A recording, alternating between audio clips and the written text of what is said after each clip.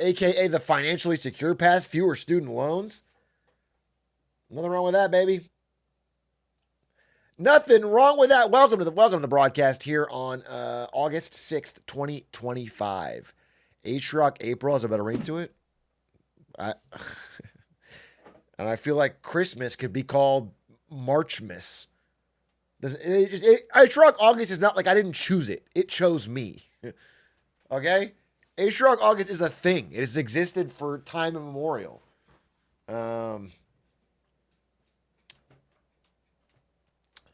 Hi, Ashkan Kiani.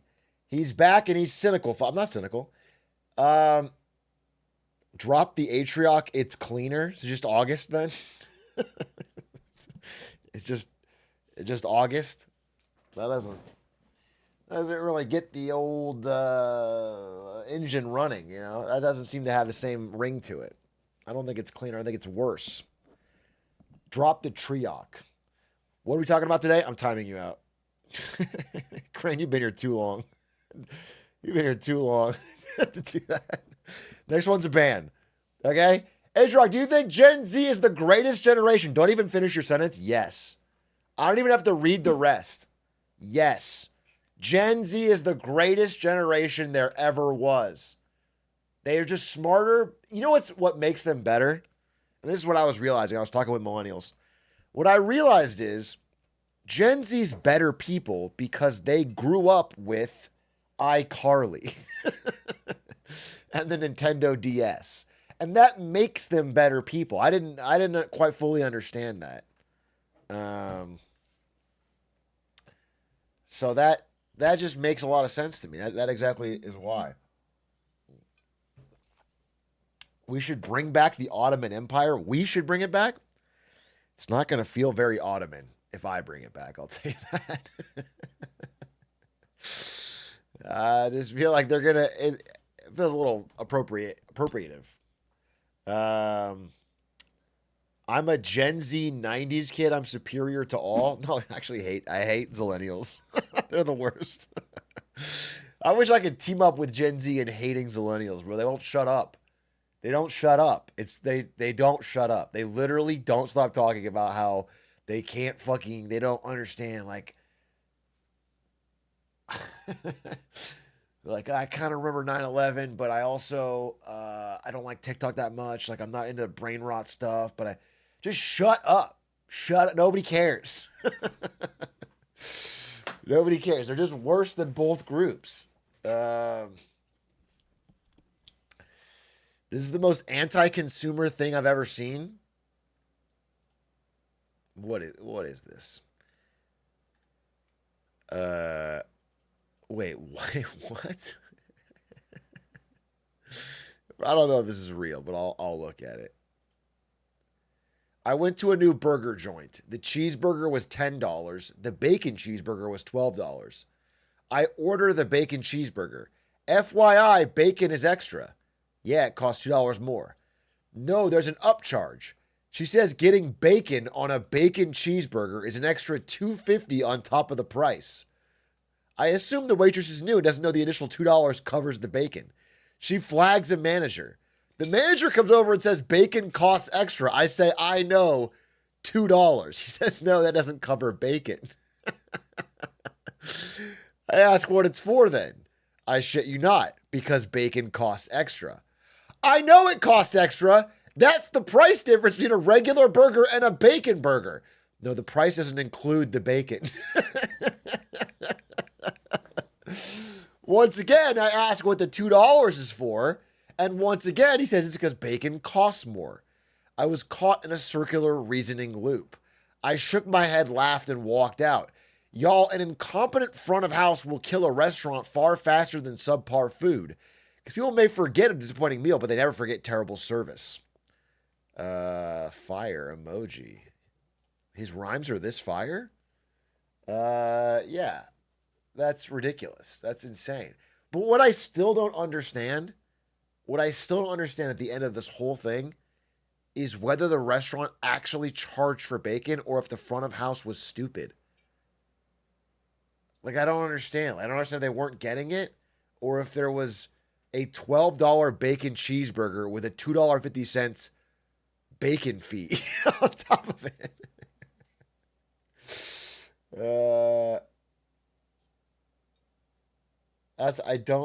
So bacon's $4.50. Yeah, it sounds like a bacon cheeseburger is $14.50, but they called it a $12 bacon cheeseburger with a $2.50 bacon fee. Which I wouldn't put past. That's how Ticketmaster works. That's how a lot of companies work. Right? They just split it into two different things so it's less annoying. But you know, it's like it's the fucking Vegas restaurant fee. But I don't fully understand what happened here because they could have just been stupid. They could have not understood. Yeah, like so theoretically, right? I'm just wondering if theoretically you could say, okay, so bacon is $2.50. So I'll just have the regular cheeseburger with bacon then. I don't want the bacon cheeseburger. I want the regular cheeseburger with a side of bacon on the cheeseburger. And then it's $12.50. The extra bacon comes with a bacon fee. Yeah. What it sounds like you're saying, though, is that I pay this $2 for the right to pay $2.50 to add bacon to my burger. Because they'll only add bacon to a certified bacon cheeseburger, which costs $12.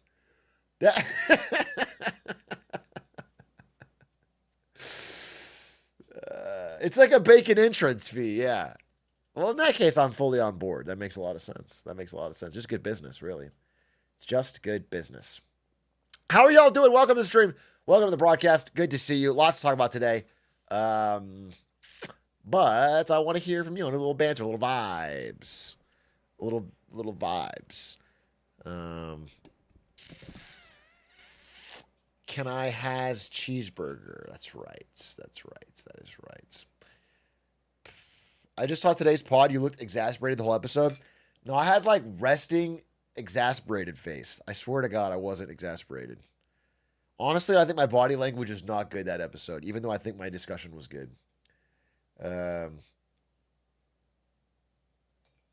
I need to... my hate for Aiden is finally showing. I couldn't contain it. Dude, when I'm next to Aiden, I seethe. His very presence disgusts me. Okay? The air he breathes makes me angry. And so I have to hold it in, but I couldn't hold it in. No, I really like the episode, actually, but we did get contentious in the back half. Why is Atrioc friends with Aiden Ross? I'm friends with Aiden Ross for his intellectualism, to be honest. I don't even really fuck with Aiden Ross, like, content that much. He's just, like, the smartest friend I have. So I'll constantly ask him for advice on things. And just, like, I want to hear his take because he's got this measured, thoughtful way of looking at the world. That I sort of I vibe with. I like fuck with. Atrioc, I'm a software developer who's currently employed. Am I cooked? I mean, cooked would be someone who's not employed. That's way more cooked than the guy who's employed. You're probably fine. You survived. You survived the culling.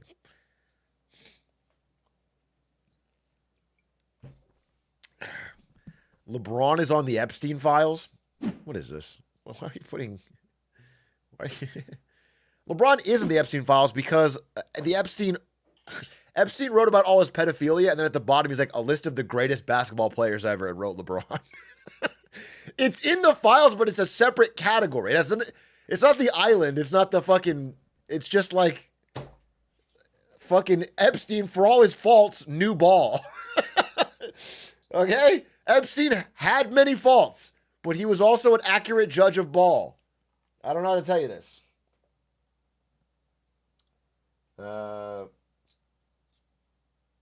That's Trump's next defense. Trump's defense is that Epstein meant to write me on the ballers list. Now, he wrote me on the pedophile list 14 times, but he meant to write me on the ballers list. Your Honor. WNBA dildo was on the list. What is this? What? Why did you link me the government spending and then say WNBA dildo was on the list? What does this mean? Bro, I'm gonna crash out if I hear one more person talk about the WNBA in a stupid fucking parroted sports talk radio horseshit argument from fucking 5 years ago. I'm gonna lose it. I'm gonna fucking crash out. I'm gonna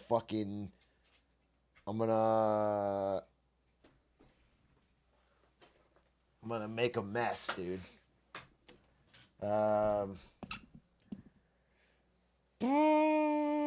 Have you heard of the NBA? It's like the WNBA, but all dudes.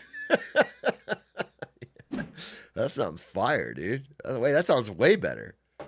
I might switch over. That sounds fucking... They should call it the MNBA.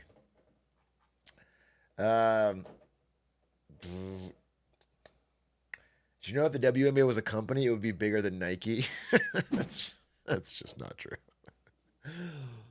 I'm not sure. I feel like you guys make fun of the Nike thing without really understanding its simple brilliance. And that's your loss, not mine. That's your loss. Isto! First time chatter here. I heard he had some beef with Canada. I had beef with poutine. I had beef with the fact that Calgary is indistinguishable in many ways from most American cities. But outside of that, I really had a good time in Canada. I really had a good time. I will say this, putting a little maple syrup in the smoothie, chef's kiss. You guys know what you're doing about that.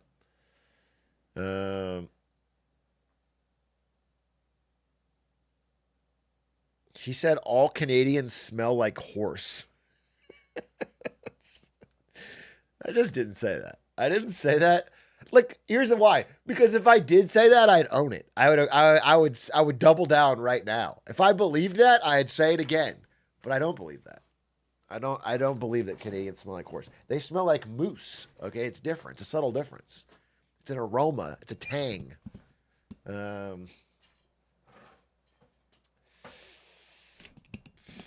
Getting Calgary poutine is like getting NYC pizza in Texas and complaining. Counterpoint, I don't give a shit. It's all Canada to me. There's a counterpoint. Okay?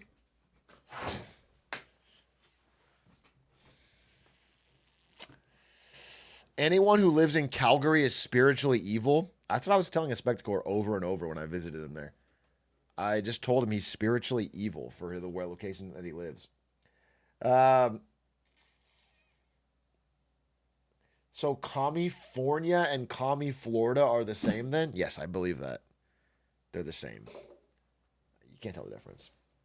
Are we getting Atrioc August Age of Empires? No, dude. Listen, here's my goals. If you missed yesterday's stream, we wrote down a list of goals for Atrioc August. I'm seeing here. I already accomplished one yesterday. In a late night Age of Empires stream, I hit 1,400 rating. Basically top 5,000 in the world. In a game with 65 million players. And it was awesome. It was fucking awesome. I could talk about this for an hour, but I'm not going to. I'm not going to bore you with it. But I'm very proud of myself. I worked really, really hard. I studied all my VODs. Dude, I want to say one thing. This is how psychopathic I am when I really want to learn something. Where's my Google Sheets? Well, I want to show you how mean I am to myself when I want to learn something. Okay. Where is it? I made a sheet where I listed out every loss as it happened. And then I watched the replay and I wrote mean commentary to myself on shit that I messed up.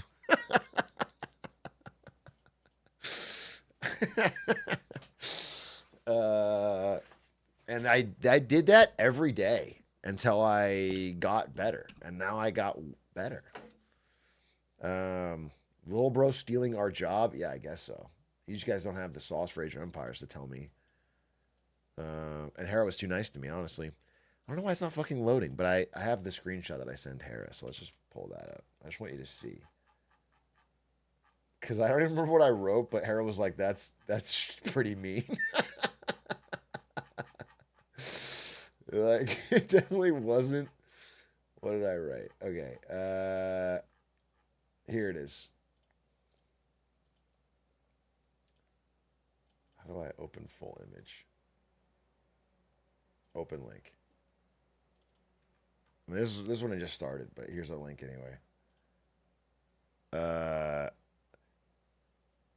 Lost villager to a boar. Can't do that. Pay attention. That's fine. Insanely fucking slow castle age. Didn't build 2 buildings. Fucking stupid. Didn't look at base while being attacked. Lost village boar. Jesus Christ. Lost scouts and village. Lost members in TC. Oh no. And then it goes on. I mean, the actual list is like 10 more losses, right? So I was just like, fucking trash. Fucking.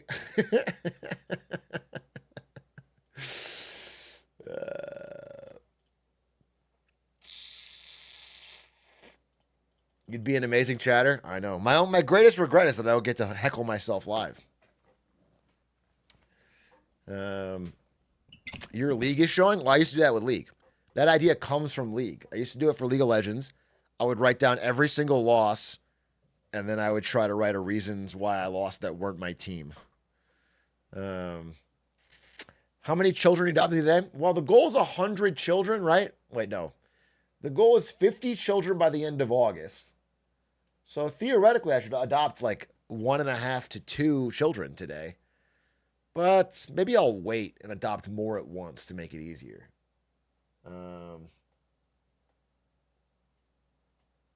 You should front load? I think I should back load.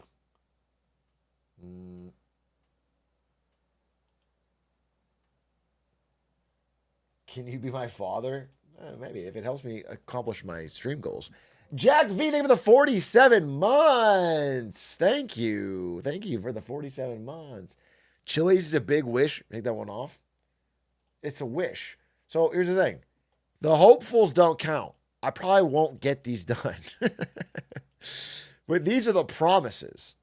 These are the promises, and these are happening for sure. Okay? These are happening for sure. This is happening on Wednesday of next week. Beat Absolute Radiance. I got to run it again. Today, I want to watch the Coffeezilla thing.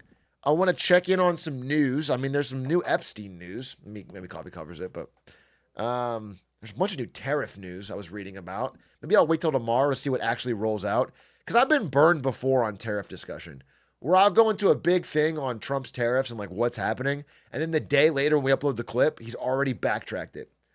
So tomorrow's supposed to be the big fucking rollout day on this new swath of massive tariffs, including 50% on Brazil and everything. But we'll see. I think I'll wait till tomorrow and then we'll break down what actually rolled out. Because I get the feeling he's going to taco.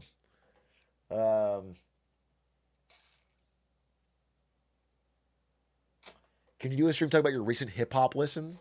I'm very aged out of current hip hop. And it's sad to say. But I listen to like Black Thought. I listen to like J. Cole. I listen to the most recent artist I listen to is fucking Denzel Curry, and he's kind of old now. I listen to Lupe. I listen to JID. Oh, there's a new JID. I did listen to the new Clips, but Clips is not a new artist.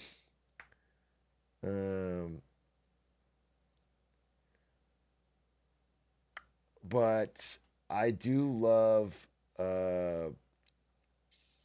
Although, is there a lot of new hip hop artists? I feel like hip hop is low key dying. Doesn't it feel like hip hop's era at the top is ending of culture? Doechii, that's right. I do like Doechii. I guess that's fair. If I feel like it's ending, not that it's dying like it's dead, but like there's been 2 decades, probably 2002 to now, where hip hop has been the number one genre, and in American culture, and I think it's ending. I think pop is retaking its crown.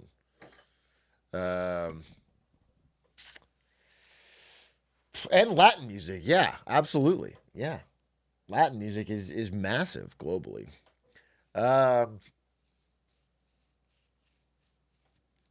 Big genre now is girl slop, Sabrina Chapel Roan, Ariana Charlie. Why is everything slop now? Why, by that I mean, why do you call everything slop? Why? But no, people are saying misogyny, but it's not. It's not just girl slop. It's everything. People call everything slop now. It's like if it's a game for multiplayer, it's friend slop. Everything is slop, dude. Everything's slop. Everything. Uh, this is banter slop. Yeah, exactly. Everything has become some sort of slop variant. It's like core, but yeah, they changed the word core to slop, but it sounds more insulting. Um,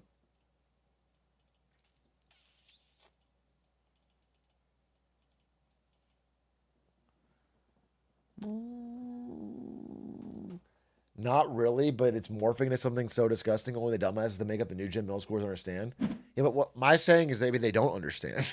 Maybe they're not the fingers on the pulse of all culture. Maybe they just like saying the word slop. Uh, Maybe their brains are slop. Uh, Slop is a fun word. No argument there. It is a sloppy word. War footage is war slop.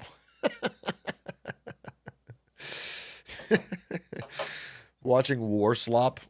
The general's watching war slop again. Uh, College is school slop. Yeah. Everyone is sort of a pig in a different trough. That is actually wise. Wait a minute, he's kind of spitting. Um,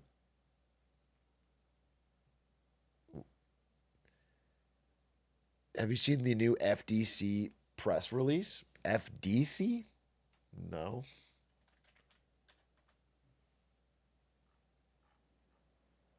Are you misspelling something? FDC is the Florida Department of Corrections. Florida prison announcement, or you? What are you? The Federal Dank Commission? uh, I just saw Tom Lee say he wanted to become the micro strategy of Ethereum. Max stupid, bro. We can always get stupider, I guess. I don't know. MicroStrategy is the dumbest fucking thing I've ever seen, and it will end in disaster. And I just don't know when or where. I don't know when or where, but it's fucking. It's so insanely stupid. It's so insanely stupid. Sometimes Big Ed feels like an old head sometimes. Yeah, I'm older than you, bro. Yeah, and I like Black Thought. That's the truth. I've listened to a ton of Black Thought lately, actually. Um, how about a little bit of positivity? Maybe this whole micro strategy thing will work out. You know what, Glorp Club? Maybe you're right. Maybe you're fucking right, okay? Who am I to be so negative? I think this plan could work. This plan of taking on debt to issue stock that is valued at 3 times the Bitcoin they're buying with the debt, that's going to work forever. That's not a Ponzi. That makes sense. It's going to keep, it will never stop working. Atrioc,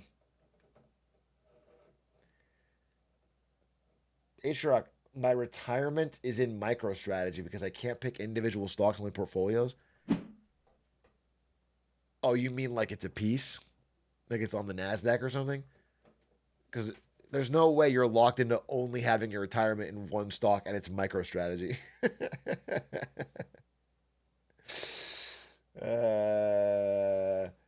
Say something positive? I'll say something positive. I'm positive that I'm going to fucking beat Absolute Radiance today. Quick abs rad run to kick the stream off. It's Atrioc August after all. Just quick run, see what happens. And I might even play Peak today, a little solo Peak. Get warmed up. I think we might play Friend Slop tomorrow. Stanzy, Squeaks, Lud, maybe. We might do some Friend Slop games. But I kind of want to play solo Peak, see if I can do it. You know, then I can have more chat interaction. But I think we're going to play Mage Arena. Mage Arena is the plan. I don't know if it's tomorrow or the day after, but I'm gonna play Cliff actually. I'm gonna open up Roblox and play Cliff, and I'm gonna buy the microtransactions because I actually secretly love it. And everything I said yesterday was a lie. I actually love Roblox, and it's cool. I think every game should get stolen and put on Roblox. If Silksong comes out, I'm not playing it day one. I'm waiting till somebody copies it on Roblox and I'm playing it there.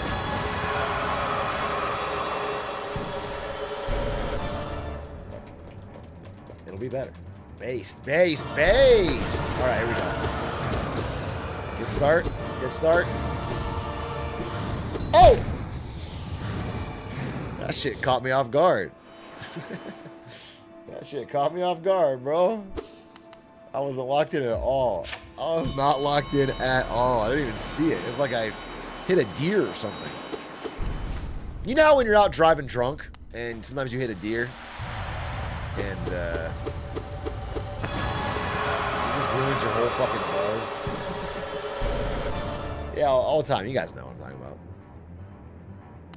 It just fucks up your whole night's going great. You got the wind in your hair. You're driving fucking drunk.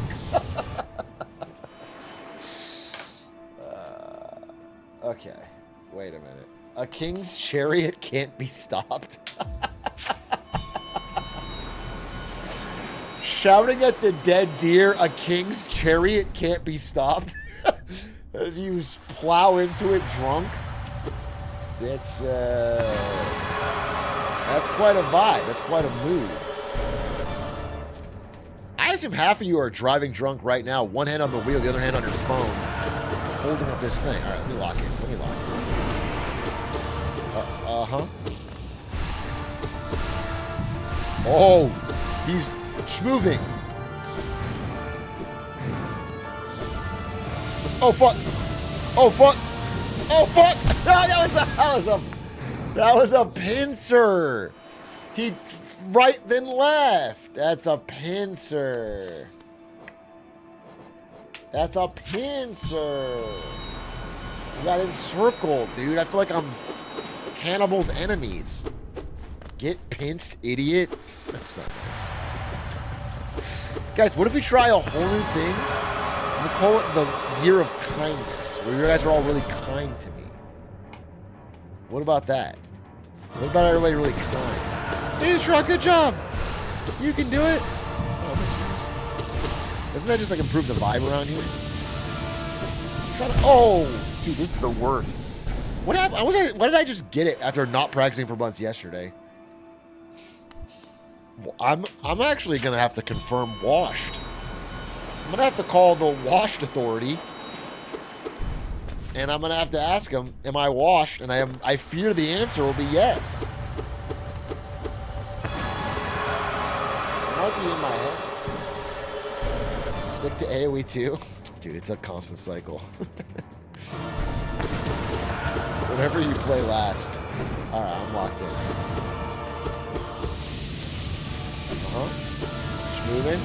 Schmovin'. Don't get greedy.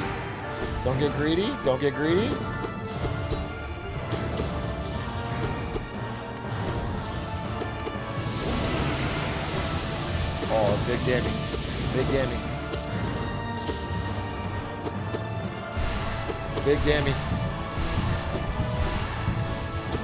Big damage. Oh, fuck. Let's go, baby! He locked in! Okay. Phase 2. Separate the men from the boys. Oh, fuck. Almost through it. Spawn right here. Oh, why did I get the unlucky spawn? Oh.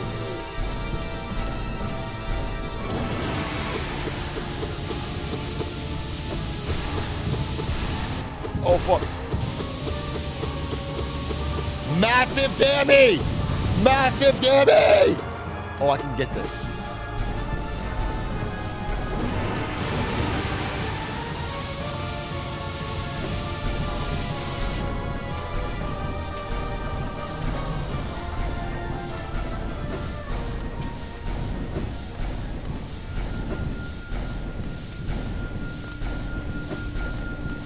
fuck?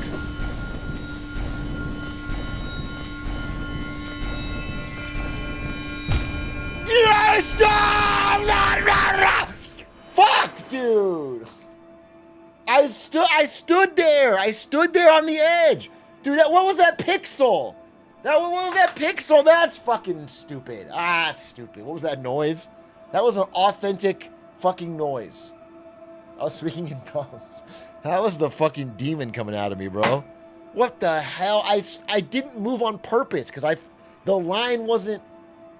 I think you need a priest. What the hell? Elon Musk would have won by now. Fuck, you're right. You're fucking right. Elon Musk would have won by now. He would have pulled up a YouTube video of someone else playing it.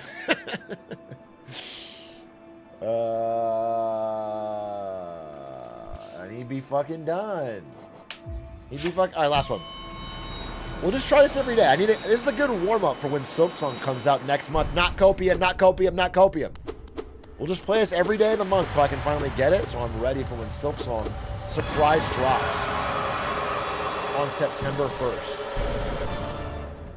No copium, no copium, no copium, no copium. I asked Team Cherry, my uncle works there.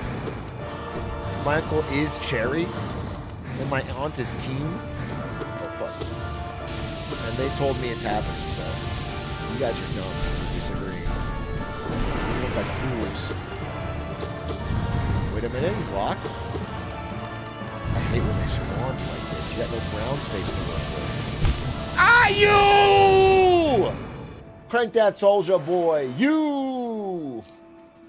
They spawn it up top, dude. I jump up, they spawn it up top. All right, for real though? For real though. Yeah. Just put the MM in the bag, little unk. Put the prime in the bag, little unk. How about that? Oh, you are sucked.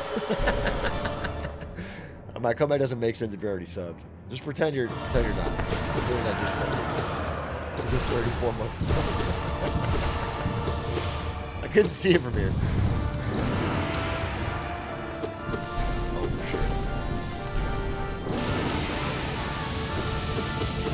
Oh. Ah! I almost did something cool. My inner monologue just got saying, don't bet more than you can afford to lose. Bro's going through gambling counseling over his Atrioc coin. It doesn't matter. Do you understand? You could lose it all and it doesn't matter. It affects your life in no way. You don't have... Okay, Icy Fire 420. Come on now. You know about bankroll management, okay? Only bet we can afford to play with. Have fun money. You need to keep some Atrioc coin for expenses. You need Atrioc coin for your family's future. How are your kids gonna go to college if you don't have enough Atrioc coin? Just spend the extra. I'm spitting.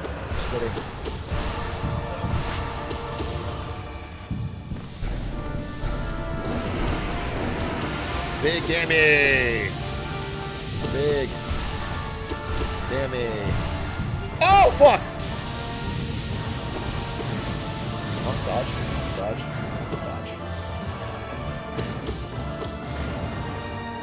Ooh! You're pissing me with that! It probably feels so good to release all of that dark energy if you're the Hollow Knight. You writing a fan fiction? This is the beginning of a disgusting fan fiction. I don't want to hear it, dude. I don't want to hear it. Why make it weird? He made it weird. I didn't bring up how good it feels or not. It's a sprite. The character's not a real... His dark and twisted mind. Alright, for real though, like, what if we just actually locked it? What if the groove hit, the lawnmower started? The problem is, fucker is spamming the 4 balls technique. It's one of the hardest. Holy! No, dude, they're putting me in the blender. They put me in an impossible spot. I bounced out, and then the thing where I jump up and he spawns at the top, they put me in the blender. It's unreal. Okay, actually, last one. If I don't make it, I'll make it. Because I can get caught in a larger blender, a mental blender. Okay. We'll just do last one. My last one, for real. Like, this is it. Lock it. Move.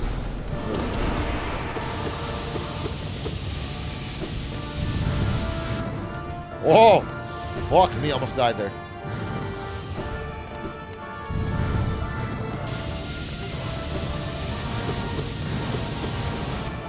Go back over. Oh, fuck.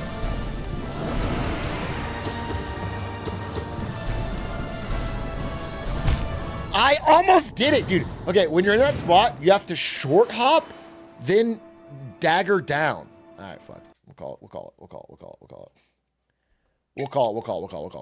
Tomorrow then. No problem.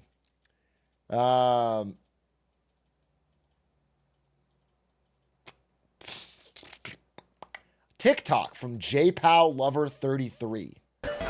You just added in a third. Gotta watch that. Let's see what's going on with JPowLover33.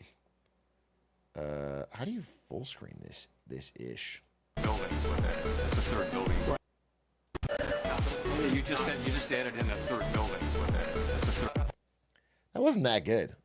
For all the clips of JPow you could have made a fucking fan cam to. That one was kind of weak, but we're gonna miss him when he's gone. Jerome Powell? No, Trump. We'll miss Trump. My goat, the greatest president of all time. He's leaving? Jerome Powell will be gone by this time next year, huh? Guaranteed. They're going to replace him.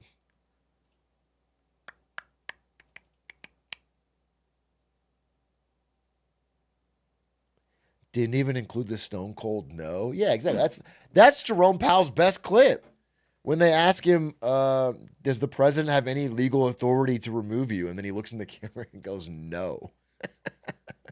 Says nothing else. Not permitted under the law. Yeah, that's fire. Actually, Jerome Powell no clip. Is that? Some of the president-elect's advisors have suggested that you should resign. If he asked you to leave, would you go? No. Can you follow up on, do you think that legally you're not required to leave? No.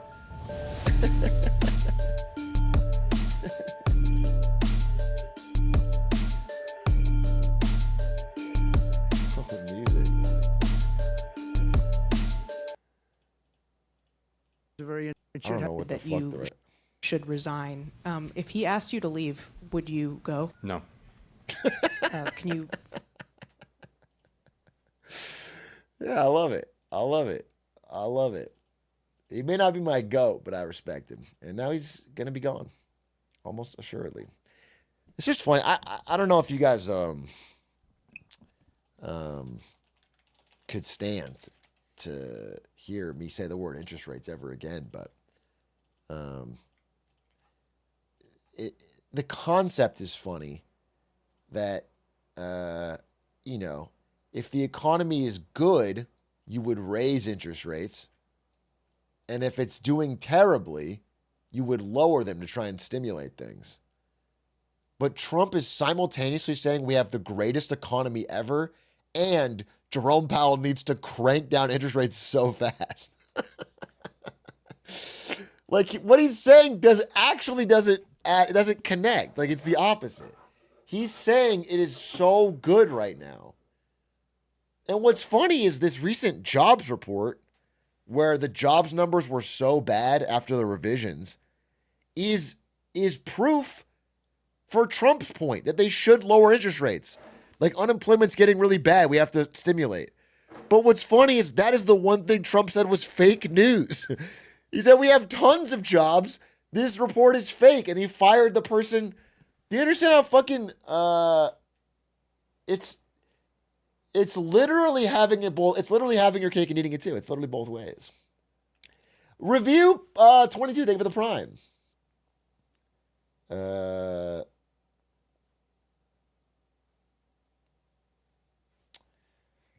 I can't. My streamer is Keynesian. I'm not Keynesian, bro, but I do respect him a lot more after reading that book. And the point is moot because our Federal Reserve is Keynesian. There's so much hypocrisy in going after the Fed for the building costs. Yeah.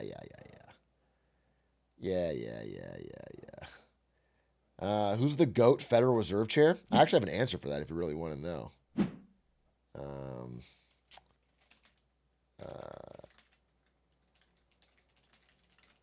Let me pull him up.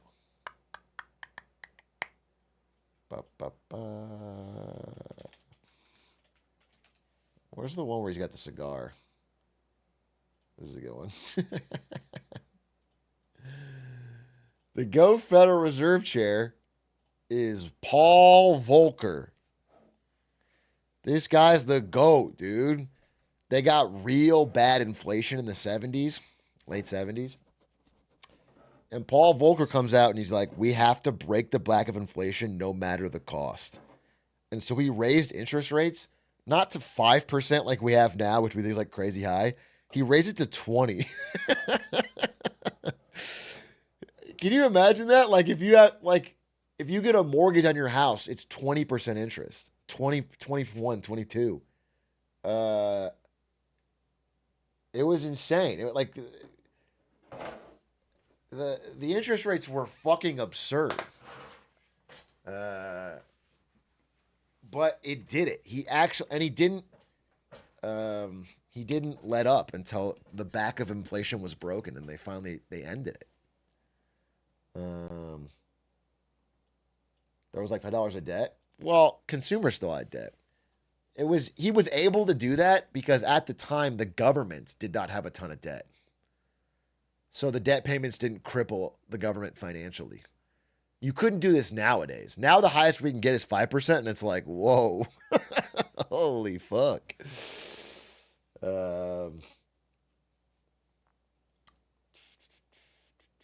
And now inflation doesn't exist? Okay, you can't blame him for inflation roaring back after COVID. It's fucking 45 years later. Okay. Please give Volcker some fucking relief. How do you rate Bernanke?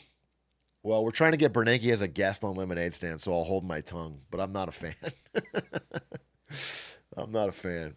I think no central banker in my lifetime. Maybe J-Pal's fine, but outside of that, I think they're all pretty horrendous, actually. I think they're all pretty horrendous. I think Greenspan's terrible. So they called it, we're going to explain central bankers right now. This is Alan Greenspan. Alan Greenspan might be most responsible for fucking, not the most responsible, but definitely responsible for 2 recessions. 2 separate recessions. This is Alan Greenspan getting a medal from George Bush. Alan Greenspan was the original money printer. He's the first guy to realize, like, hey, if times are tough, we really just let that chopper sing. We just start printing, bro. And it came to be called the Greenspan put, which is what Wall Street called it when they realized if they took on enough risk, Greenspan would bail them out. And it fundamentally changed their whole model. They realized that, like, wait a minute, if things get bad enough, like if stocks go down or whatever, he's going to print. So we can plan on that. Greenspan is the first Federal Reserve Chair while Wall Street realized they could bake this into their model. They could plan around the government saving them.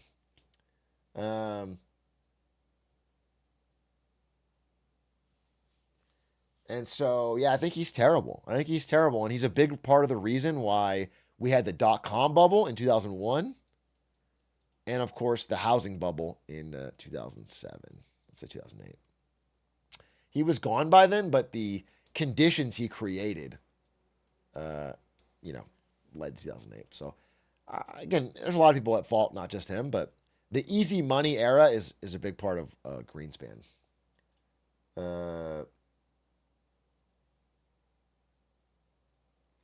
And Obama. No, I don't blame Obama for 2008. He got elected after the housing crash. I don't blame Obama for that.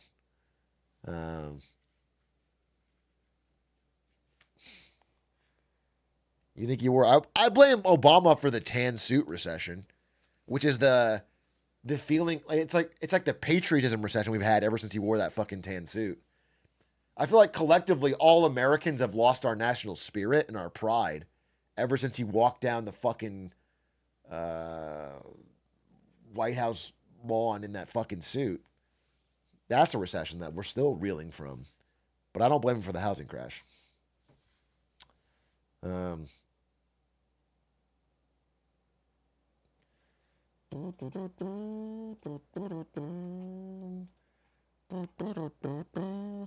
you explain how increasing Fed rates worsens government debt? Yeah, I can, if you would like me to. There's two ways. So,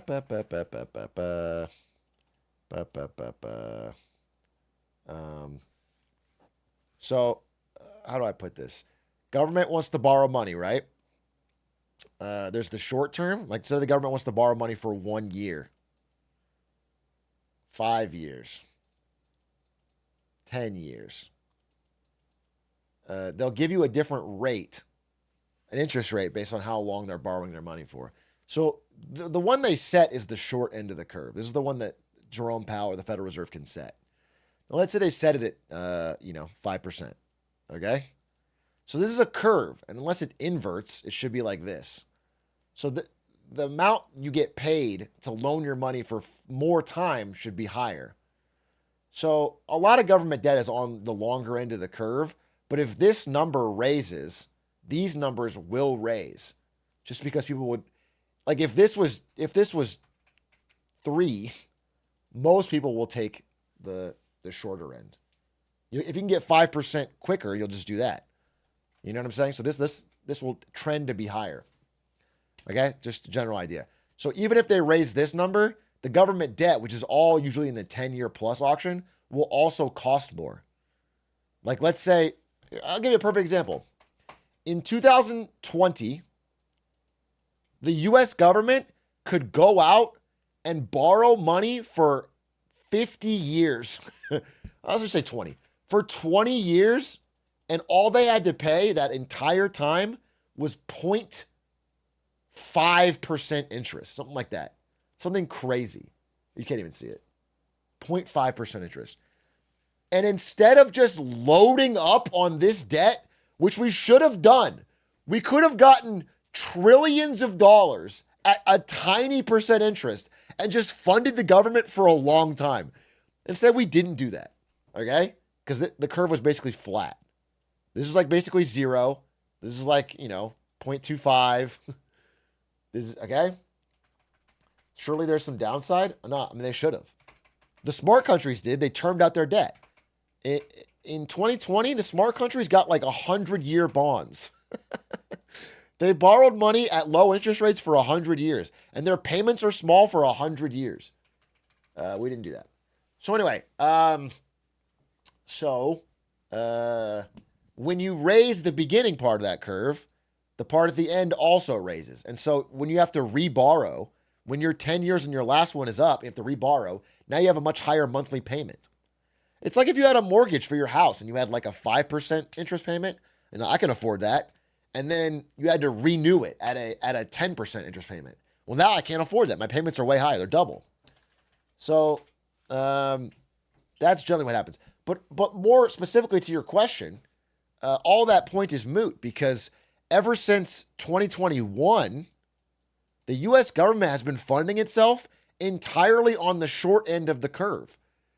Like today, we put out a bond auction for we need to borrow $40 billion today. The U.S. government just to keep running.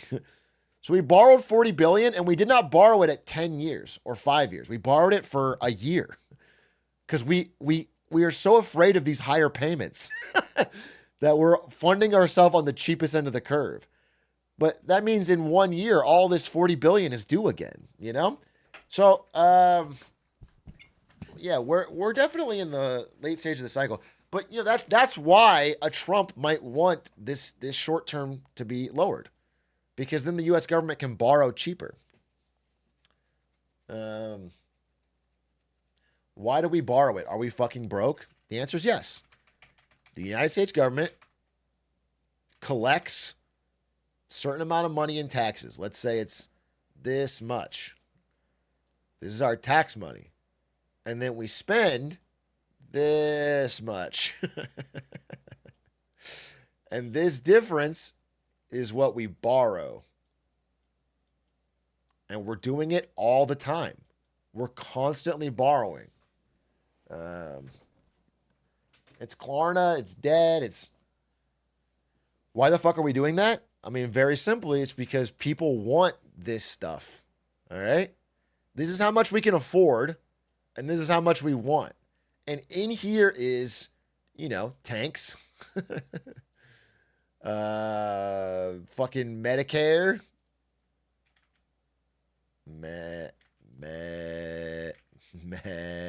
Medicare. Checks to old people, Social Security. Security. You know, missiles. I mean, to be honest with you, it is these things. And then also it's interest payments on our previous debt. So here's the thing. So once you borrow this much, let's call this part, this yellow part, okay? This is the part that we spend more than we have. This is the part we borrow. Okay? When we borrow it, it comes with interest payments. So next year, when we spend more than we make, we have to pay for all that stuff the same, and then on top of it, interest payments from last time. Little bonus. And that interest payment has gotten so big, it's bigger than the military. Okay? So that's why the debt problem is out of control. That's why our debt is skyrocketing. We are like a payday loan addict. The only difference is we have a good job. It's like someone who's rich in gambling debt. It's like I have a good job. I make a good salary. Like this alone would be the wealthiest nation on earth. But we spend so much more than that. We can't afford it. I mean, we're just juggling these payments.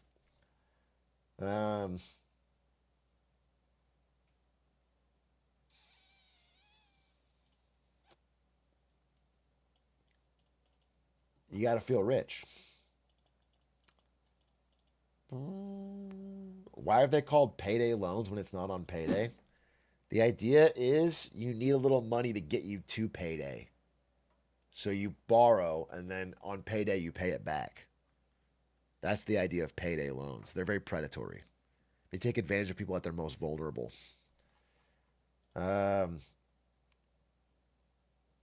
What if we sent Scott Bessent to meet with Caleb Hammer?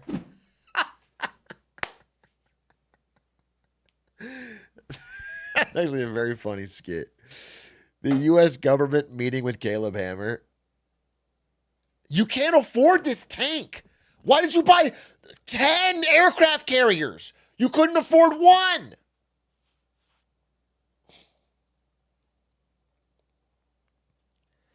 Why is it called football when they don't use their foot or use a ball? They do use a ball. Well, they use a football. And they use their feet. They move. They run. It's a pigskin. It's an egg. It's not an egg. It doesn't hatch. It's called a football. So if anything, it should be named after the item.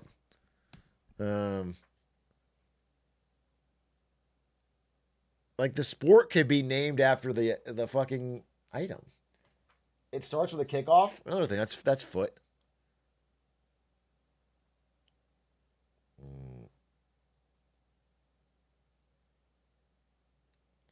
Why is it called a football when it's not shaped like a foot? It kind of is.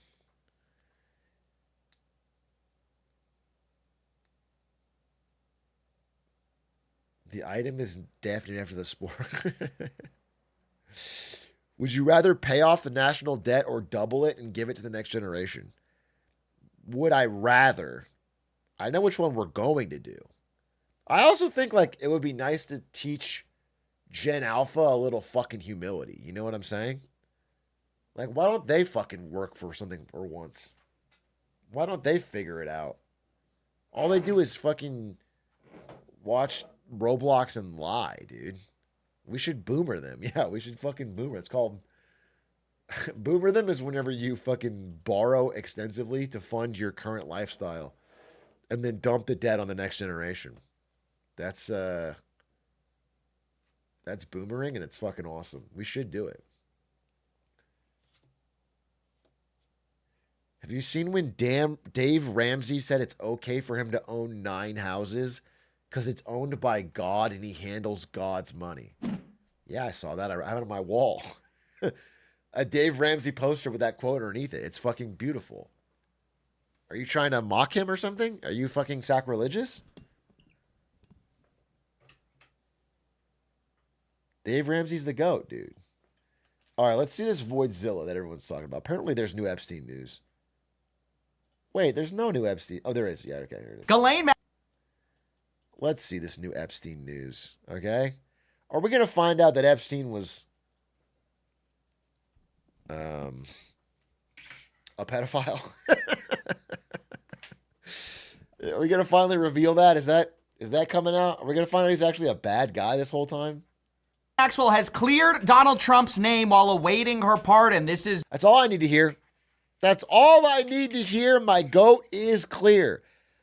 Honestly, guys, this is a big fucking weight off my mind. This is a weight off my mind. This is going to sound crazy now, but for a minute there, I kind of thought Donald Trump was on the list. Straight up. I straight up was like, wait, what if my goat, Donnie T, was friends with Jeffrey Epstein and did things that weren't cool? And now that she's cleared him, I feel so much better with my vote. New from ABC, Ghislaine Maxwell told DOJ Trump never did anything concerning around her. Now, notably, Trump has been asked whether he's going to pardon Ghislaine Maxwell. Before, he said he wishes her well. I just wish her well, frankly. Yeah, I wish her well. I'd wish you well. I'd wish a lot of people well. Then he's asked if he's going to... I love that response. I love that response, dude. Because it's like... I don't know. It's just so funny. The idea that it's like general politeness for a child sex trafficker.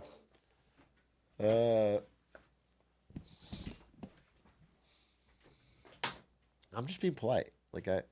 Pardon her. He says, well, I'm allowed to do it, but I really haven't thought of it. I'm allowed to do it, but it's something I have not thought about. Now, notably, this is very similar to the way Trump has responded previously when talking about people he would later end up pardoning. I don't want to talk about pardons for Michael Flynn yet. You pardon Paul Manafort? I have not even given it a thought as of this moment. Roger Stone, are you going to pardon him, sir? He's been convicted of felonies. Am I going to pardon you? Well, I hadn't thought of it. Now, obviously, he later did pardon Michael Flynn, Roger Stone, and Paul Manafort, and this has all led many people to wonder... Okay, but wait. Counterexample, what if he actually hadn't thought of it and the reporters are causing him to think of it? If they just didn't ask the question, he would never think of it. They're incepting it into his brain. If anything, we should blame the reporters.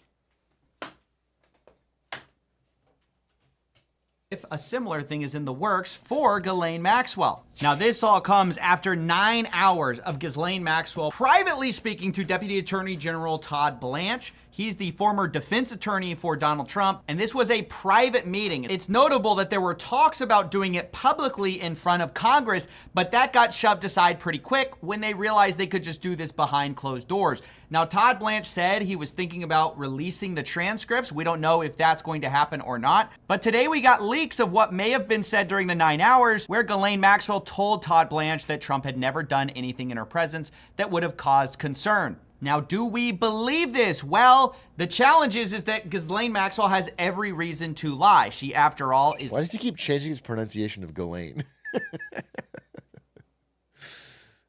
He keeps at, but you can pronounce it a different way, but you keep changing it. Looking for a pardon. Wow. Her lawyer says right now that she would welcome any relief, and relief is exactly what she got after this testimony. Right after the testimony to the DOJ, where she cleared Trump's name, she got transferred to a less restrictive prison called a minimum security prison, with the Washington Post calling it one of the nation's most lenient lockups for nonviolent women offenders. It's notable she had to get a special waiver to even go to this prison because normally sex offenders are not allowed. And this is something I really want to hit home. Previously, I've been talking about Ghislaine Maxwell, and we've been talking sort of like, okay, yeah, she trafficked for Jeffrey Epstein. I think it's worth hitting home that she also participated in some of the acts. She is a sex offender, convicted. And those types of people aren't eligible normally for minimum security prisons. That's why a former warden told the Post, inmates, if they have a offense, are not going to a place like that, period. It's truly unheard of. Quote, it's a country club. Someone gave special preference to Maxwell that, in my knowledge, no other inmate currently serving in the Federal Bureau of Prisons has received. So she is getting special treatment for something. We don't know exactly why she had to get a special waiver for this, though. This is not something that everyone gets. Contradicting this, though, the president has come out and said, oh, this is actually a very normal thing. Questions for you. One, were you aware of and did you personally approve the prison transfer for Ghislaine Maxwell that your Justice Department? I didn't know about it at all. No, I read about it just like you did. And do you believe that she is? It's not a very uncommon thing. Do you believe that she's credible to be listening to? Your Deputy Attorney General sat down with her recently. Well, let me tell you, he's a very talented man. I'll remind you, the guy he's talking about formerly was his defense attorney. And her question, which never really gets answered, which is, can we trust Ghislaine Maxwell, actually is an important one because previously it's fucking crazy.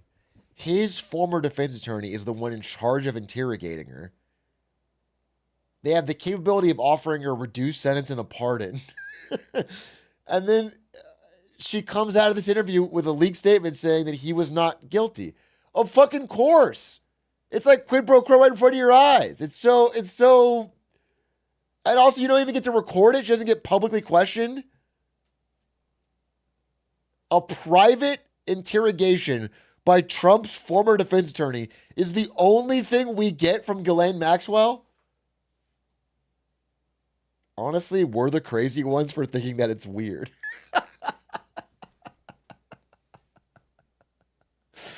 Nah, you're right. No, you're fucking right, dude. We're fucking, what are we doing? Why are we being such sticklers?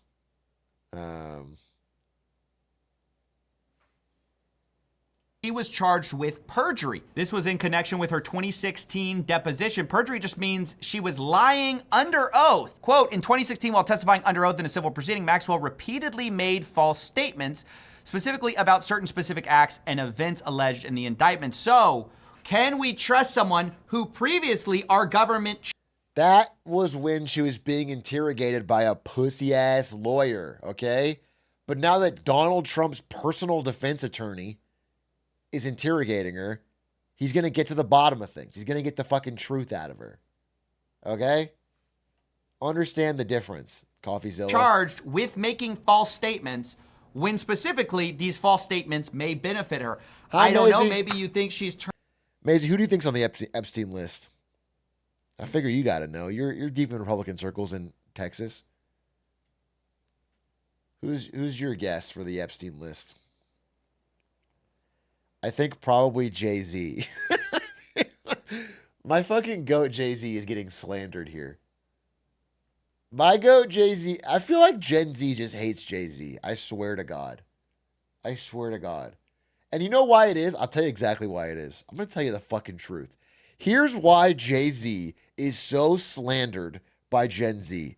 It's because he made that stupid fucking music platform Tidal, and his music wasn't on Spotify, and he just got skipped by a generation. I swear to God.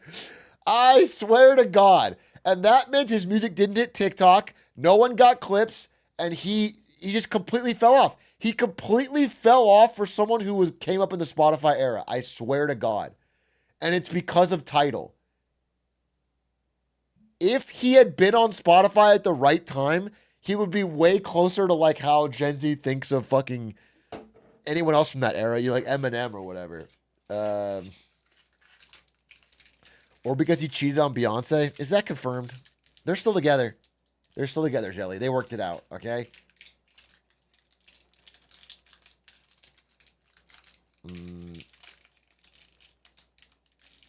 He confessed on his album. Yeah. Okay. That takes big work. He made Reasonable Doubt. That's all I'm saying.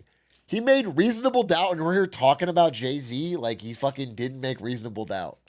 And I think that's just needs to be...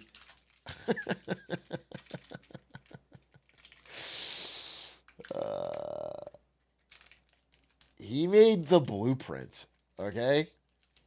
He made Takeover. That's one of the best diss songs ever.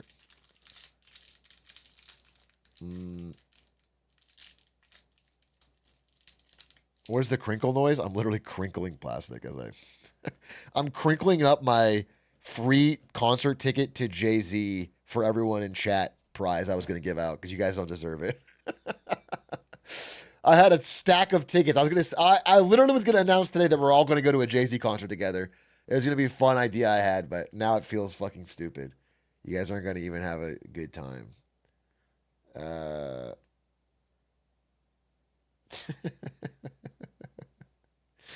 All right, J. Cole fan? Yeah, I'm a J. Cole fan. I'm proud of it. The only J. Cole song I don't like is the one where he talks about his wet dreams.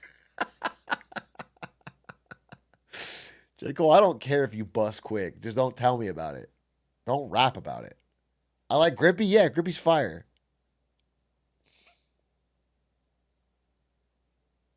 That's his best song? No, trash take. Trash take.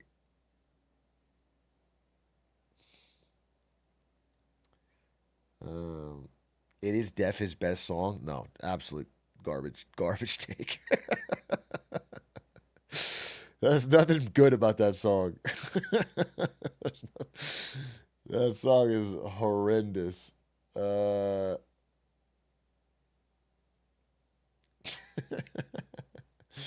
Fuck the big three. It's just grippy. That's true.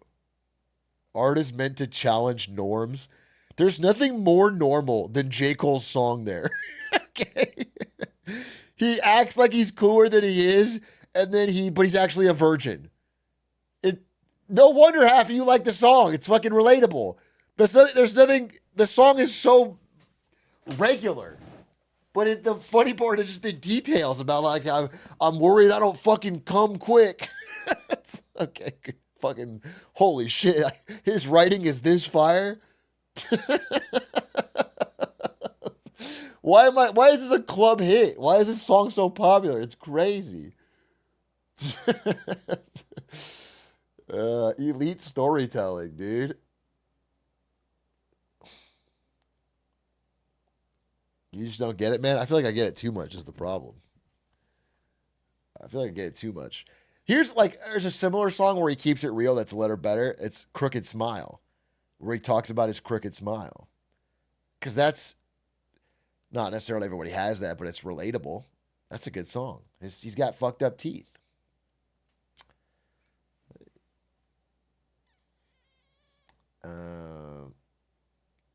No, he's not talking about sex in that one? Yeah, you're right.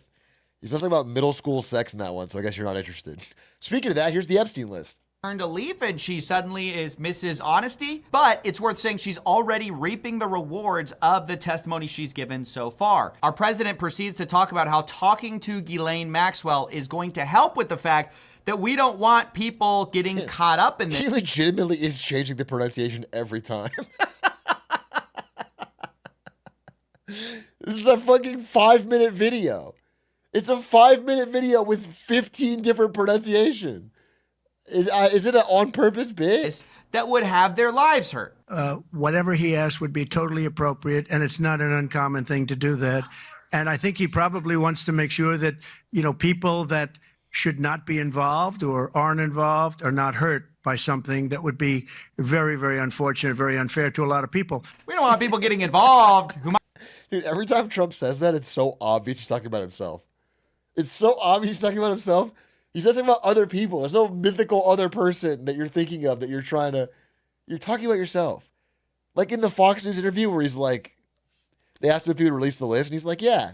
Well, maybe not so much that one, because there's a lot of fake stuff on those lists, and you don't want people getting hurt with it. It's like, we know what you're thinking about. We know you're not thinking of fucking... might be hurt by this, right? That's why we got to talk to her behind closed doors. We got to give her preferential treatment, right?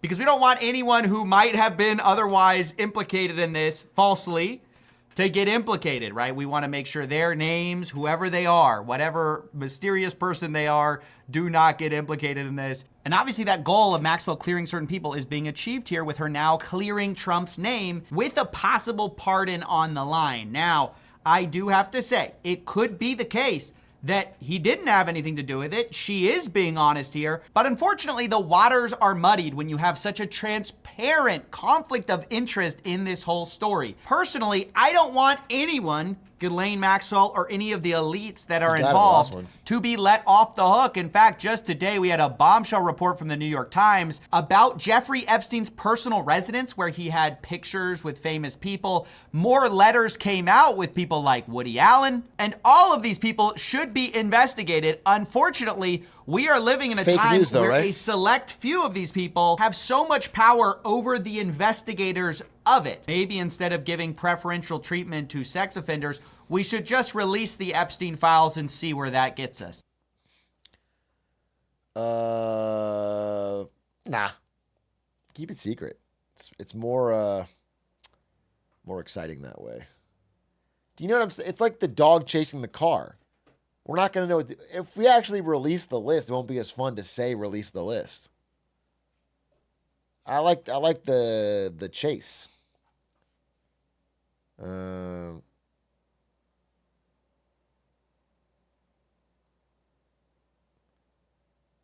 I won't stand for this Woody Allen slander. Soon he hasn't pressed charges. Are you defending?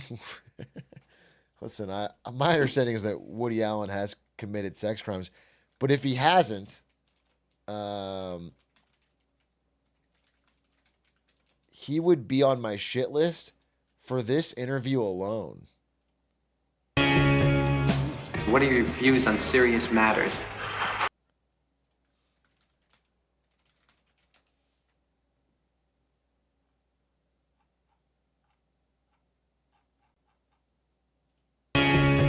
Why does this have Russian subtitles?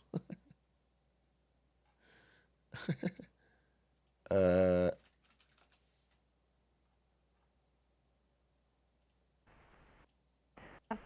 commercial for American.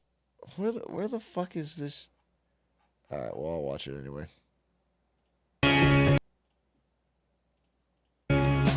What are your views on serious matters? What? Well, I don't know. Who's your favorite philosopher?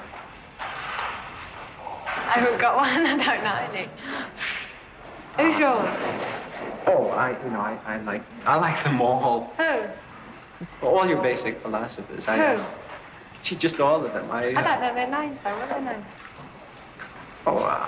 names? See, there's a host of them. You. She locks in, bro. She locks in. He can't name one philosopher.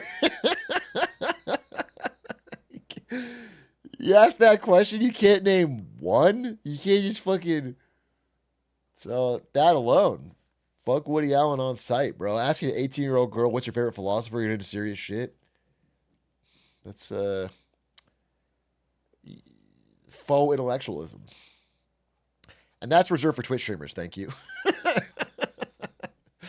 All right, Woody. If you're going to stream it, it's fine. But if you're going to fucking put it on a TV show, that's too fucking far. Streamers and Redditors, I'm sorry. You can stream it or you can write a fucking Reddit post about it, but you can't fucking... Philosopher's Stone is my favorite Harry Potter book. If she said that, that'd be fucking fire, but she was a few years too early. She was British, though.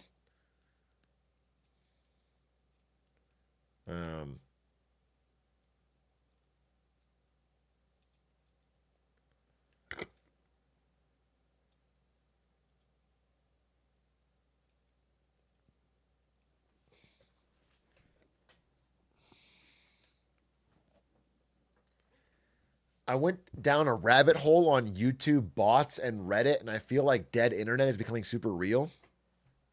What specifically makes you say that? I think it is, but I don't know what specifically. The thing that kind of unnerves me is how much AI scripted, AI generated AI video on YouTube is getting hundreds of millions of views. That shit is a little spooky because it, like, there's no human involved in the process, dude. It's like,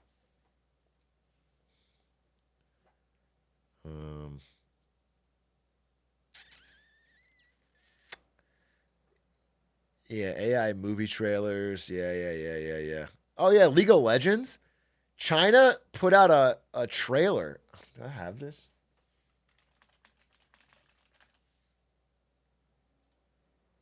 Riot made an AI cinematic and it is... I don't know about this person, but maybe I can find a... I want the actual video.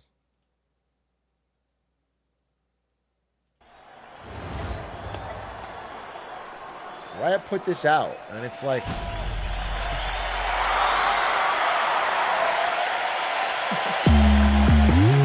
It's so exciting! Ladies and gentlemen, I welcome you to the stage. Please, get ready for a show.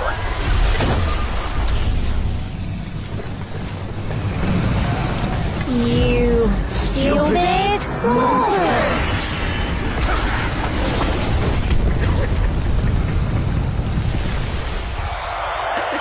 So weird. It's so weird.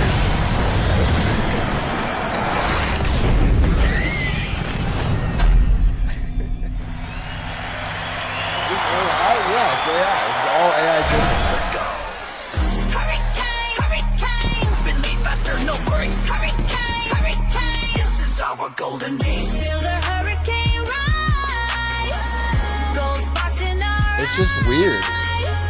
Can we turn up the power higher? Watch me set it on fire. Gonna be you, gonna be your idol. Dance with me under neon lights, side by side. The crowd shots are so weird. They have Pixar faces. What is this banger? That's what I'm saying. Neon lights glow, side by side when the beat drops low. Celebration, let the whole on the count of 3. 1, 2, 3. Breathe! Now scream! We are the champions tonight! Gonna be you, gonna be your idol. Dance with me under neon lights glow. Side by side when the beat drops low. Celebration. That's so bad. Hurry, hurry. Or is it so fire, you know? Who's to say? Who's to say? The consumer, I guess.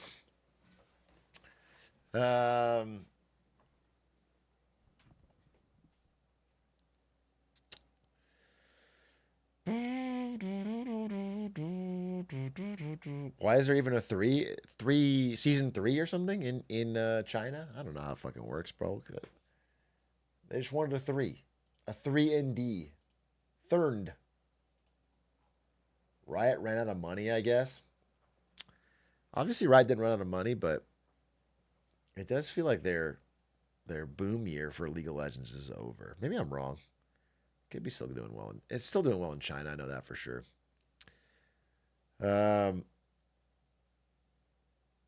It's for Trump's third term. China's pre-celebrating Trump's third term.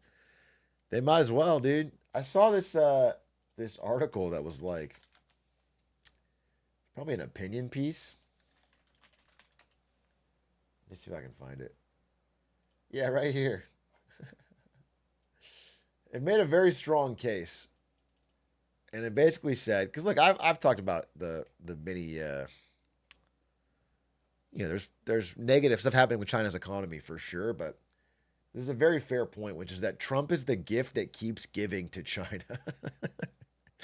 And it really is true. Like, and it just goes through all of these fucking examples of the ways that Trump has made it easier for China to find partners and allies, and to gain advantages, and to, I don't know, it's they're probably the biggest fan, low key. He's been great. I mean, a great example. I'm just gonna give you this great example.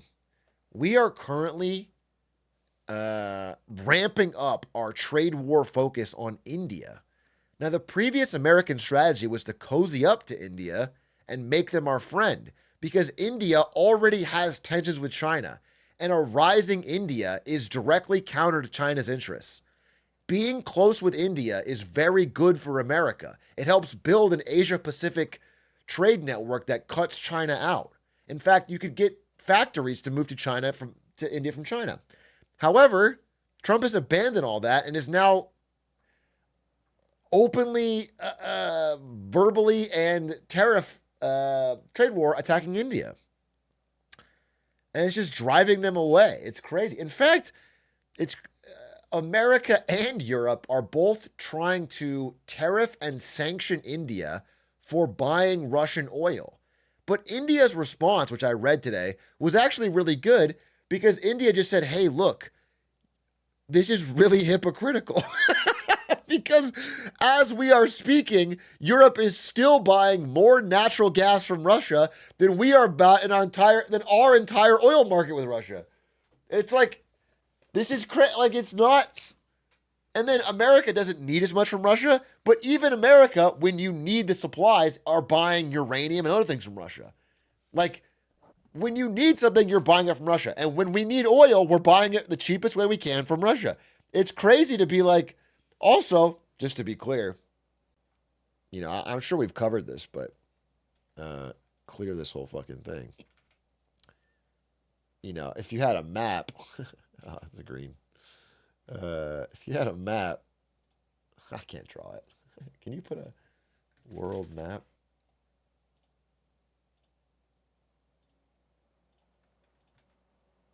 Oh, it's so low res. Can I get a high res version? There we go. If you had a world map, and you might be wondering, right, when this Russian oil, which I think goes this way, honestly, probably goes out through here, and then here, and then here, and goes to India. But do you know where it goes next?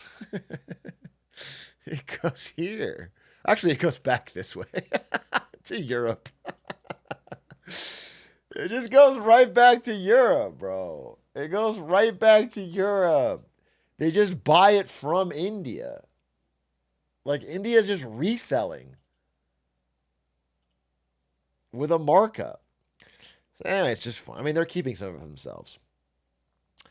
But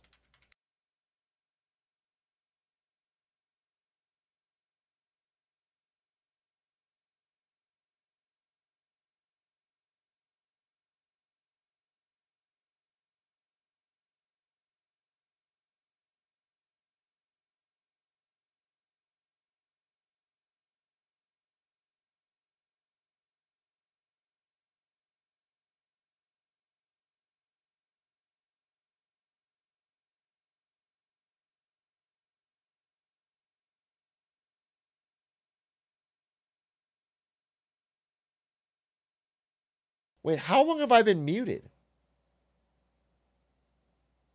How long have I been muted?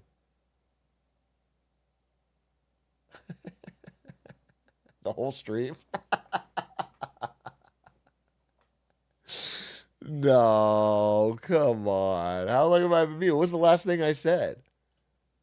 What was the last thing I said? How long have I been fucking muted?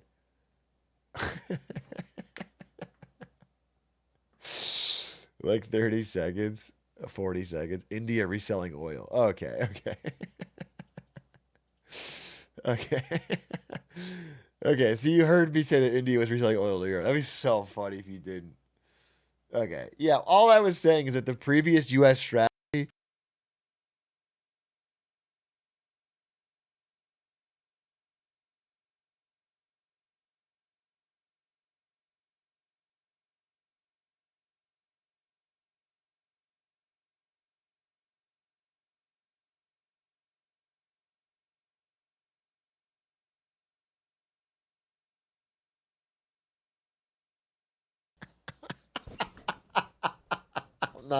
I'm not doing a bit.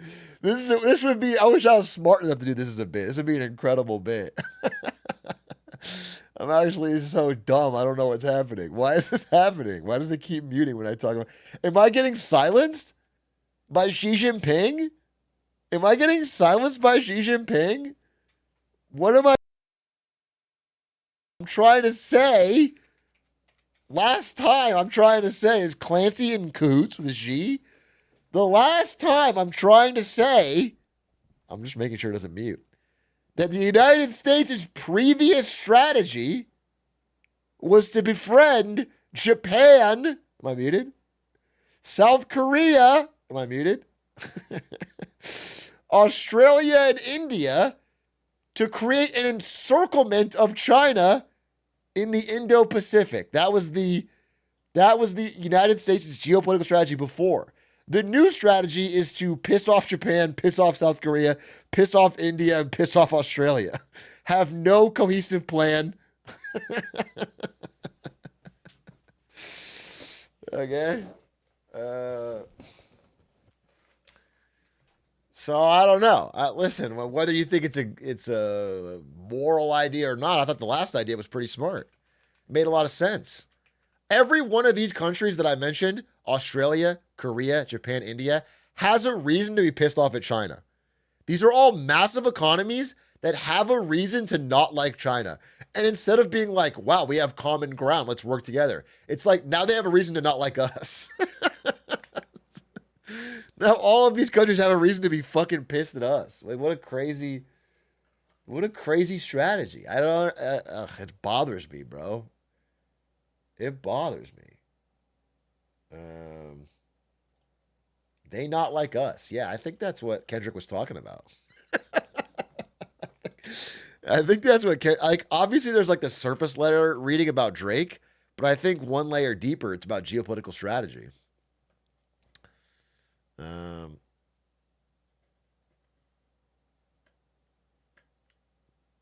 Did you see Xi Jinping making a big show of welcoming Albo to Beijing? I did see that, dude. Xi Jinping is so funny because like a few years ago, he was on his Wolf Warrior shit and he was like, China doesn't need fucking nobody.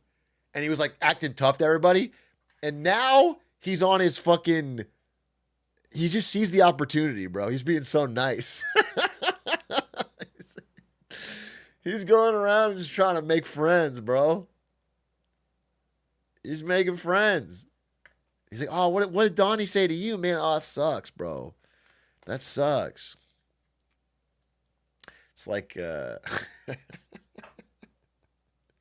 right, in 7th grade, I sat behind this girl that I had a crush on, and she would tell me problems with her boyfriend, and I'd be like, that sucks. Damn, he did that? That's fucking, damn, that sucks. Like, what? That sucks, dude. That's what, I wouldn't even fucking stay with him, honestly.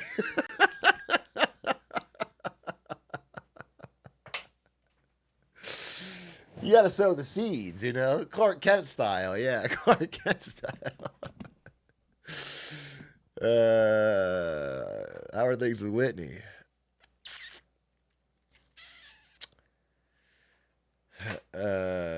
And that's what Xi Jinping's doing, dude. Xi Jinping's walking around to Albo and being like, damn, he's tariffing you? That sucks, bro. That sucks. Damn, if only you could trade with somebody who didn't tariff you.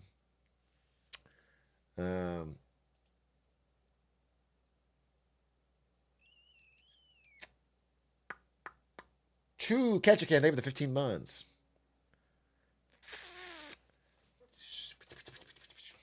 I don't know how I got muted twice. It really is kind of fucking with my head. It could be a hotkey over here on the mixer, but I don't understand how I hit it. Straight up. Straight up. No, I know when I'm muted and when I'm not. I don't need your chat. It just tells me right here.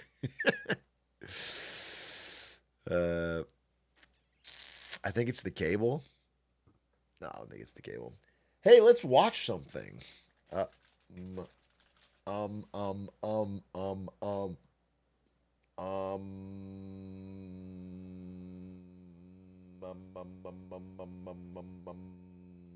I'm making a really good noise right now.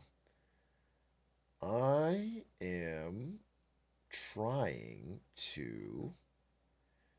Trump's meeting Putin as soon as next week. That's good. I'm sure they'll figure this Ukraine thing out finally. I was worried they won't, but I think they will. Oh, actually, I did want to talk about that. Straight up, actually, this is a more depressing thing I wanted to say. It's a really soft update. I don't think we should make a clip out of it either. This is just for the chat. All the updates on, I stay pretty up to date on Ukraine. It's like I'm just interested in it, so I read. And all the updates I'm hearing are bad. They're bad. Russia is making some progress. It just looks bad for Ukraine, bro. Obviously, everything I said before, I still stand by, and there's still updates that track with that Russia's economy fucking sucks. Outside of selling oil to fucking India and China, Russia's in a bad spot economically, but it doesn't mean they're not grinding this war out. And I do get the sense like Ukraine is so close to breaking. They're not breaking, but they're like, if just a few things went wrong quickly, they could collapse.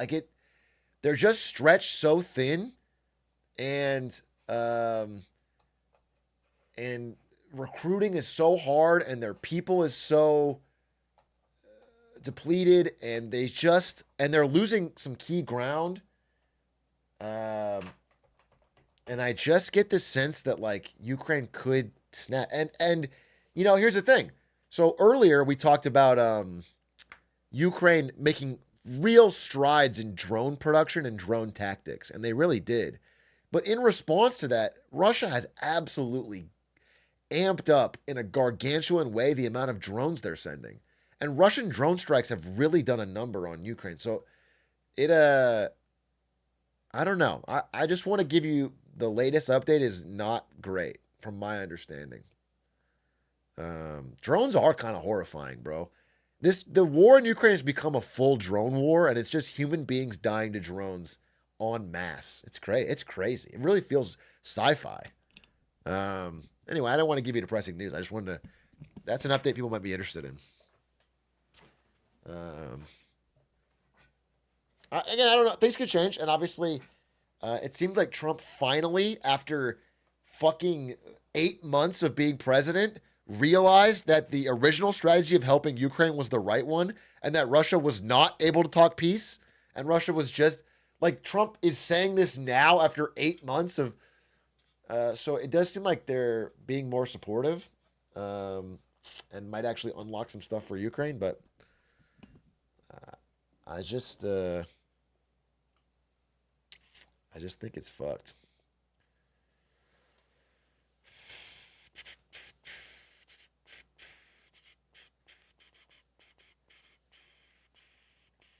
I need positive news, bro. It's been a bad week.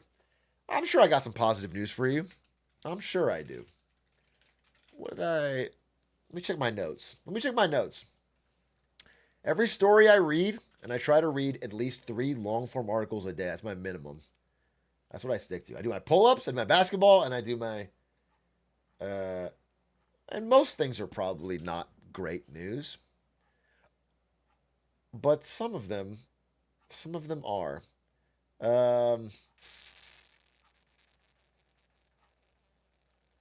Let's see. What everything I'm reading so far is bad. Where's my... Dude, I just realized how many things I read are like, here's a chart that's bad. So much of my media diet is someone giving me a chart and explaining why it's bad. Why?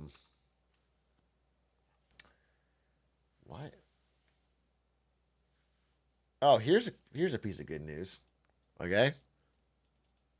This woman thought she was being ghosted. Okay? But it turns out the guy was just dead. Guys, he didn't ghost me. He was just dead. I feel so much better right now. Like, rip, but I thought it was a me issue. That's And that's good. Still ghosted? I guess literally ghosted, yeah. Finally some good news. That's a W.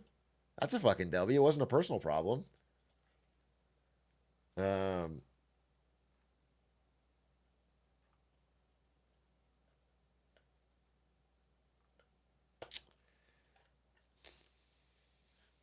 Oh, here's some good news.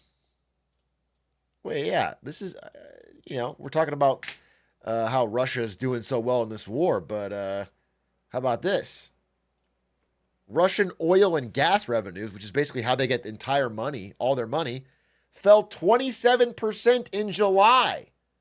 They're fucking crumbling.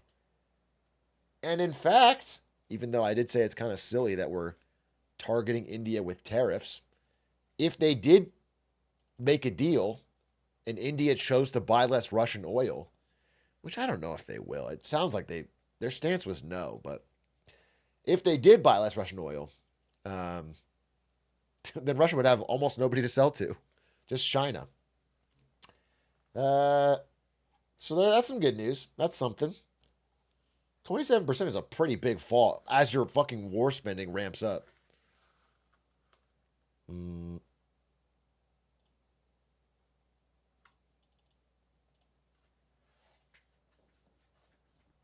China wins either way.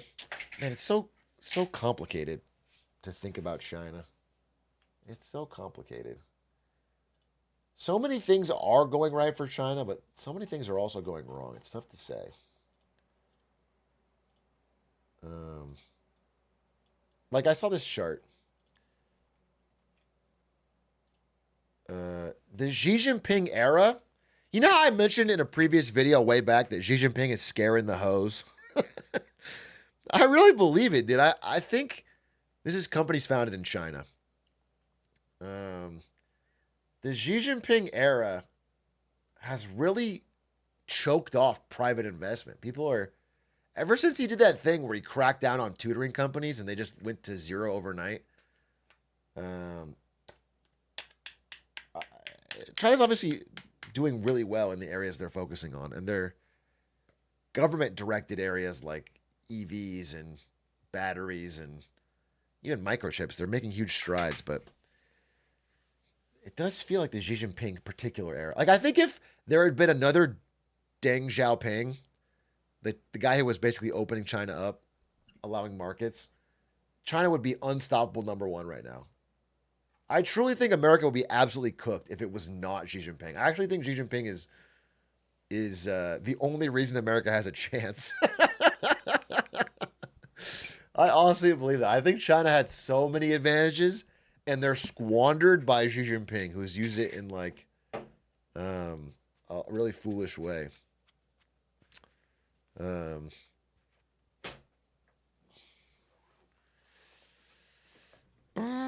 Bro, don't say that yet. I'm visiting China, you're right, so I should.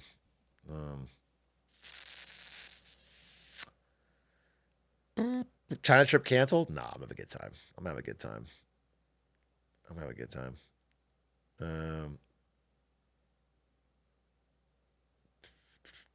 You ever read The Three Body Problem? Not yet. I do want to read it. I think I own it.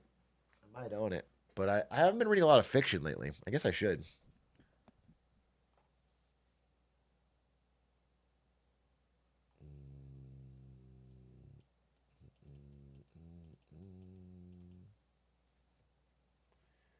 She is doing that good thing where he's holding billionaires more accountable, though, and then offsets all the negatives. Yeah, I hear that, but what he really holds them accountable for is criticizing the party. He doesn't hold them accountable for, like, underpaying employees. Like, they still do that. Like, they're not held accountable for the things you would want.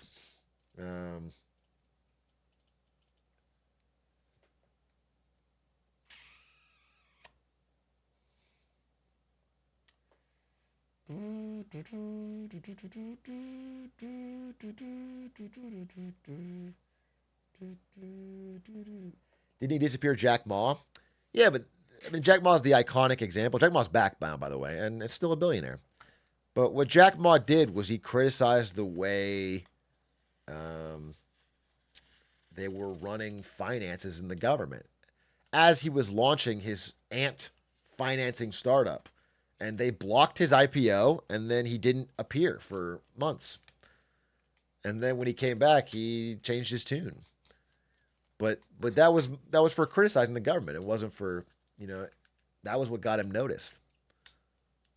If he had just said nothing, everything he was doing to make money would not have stopped.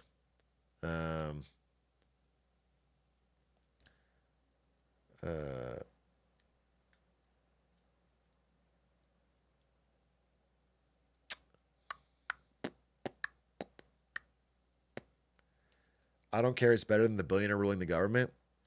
Yeah, maybe you're right. Maybe you're right. But I just think it's a little overpraised. I just think all countries exist in the real world, and the ones that people don't live, they often talk about like they're mythical. People that don't live in France talk great about France. People that don't live in Japan talk great about Japan. And then when you learn about these countries, you find out that they all have their own problems and flaws, and many of them quite severe, and it's everywhere. And most people have the same incentives in most places.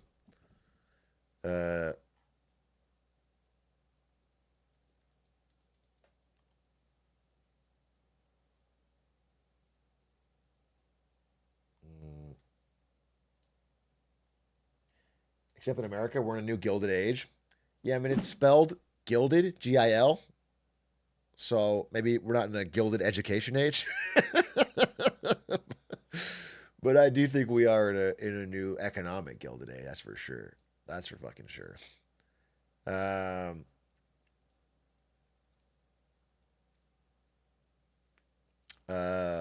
YOLO, you're banned. Damn, that sucks. Fucking 7-month sub. Unfortunate, bro. Unfortunate.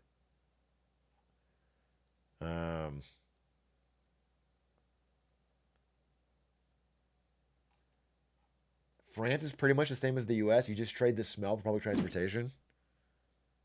I hear you're saying. France has the smell, but they also have trains. That's worth it. That's fucking worth it, bro. I'll take that every day of the week. I'll take that every day of the week.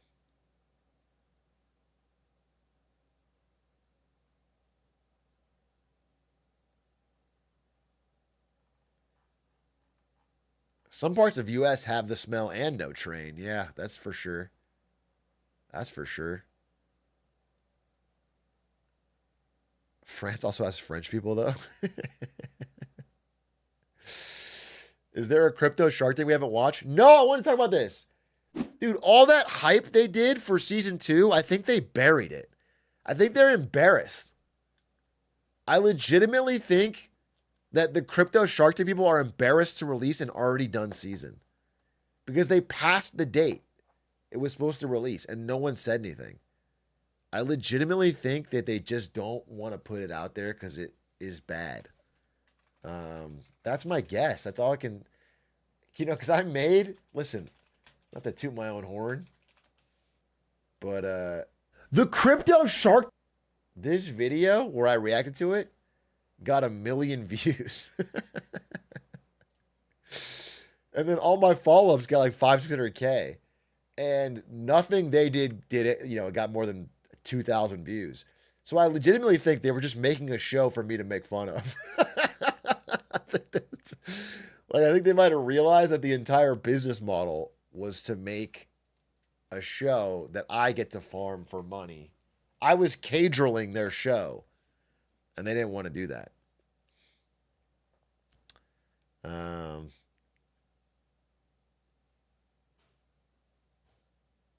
Are crypto bros a dying breed? Crypto's still going, but I just feel like the era of the crypto bro is dwindling. But I want to be clear. That means someone who's all in on like crypto and NFTs. Well, it's been replaced with is like a general trough full of gambling. It's a gamble slot boy is what I'll call them. And it's like just a guy who vaguely gambles on everything. They're just sports gambling, crypto gambling. They're punting on short-term meme stocks. They're that is the yeah, and then probably like trying to find a way to invest in AI or find AI way to make money. You know, it's like the drop shipping of 2025 is finding a way to AI generate a book and put it on Amazon or something.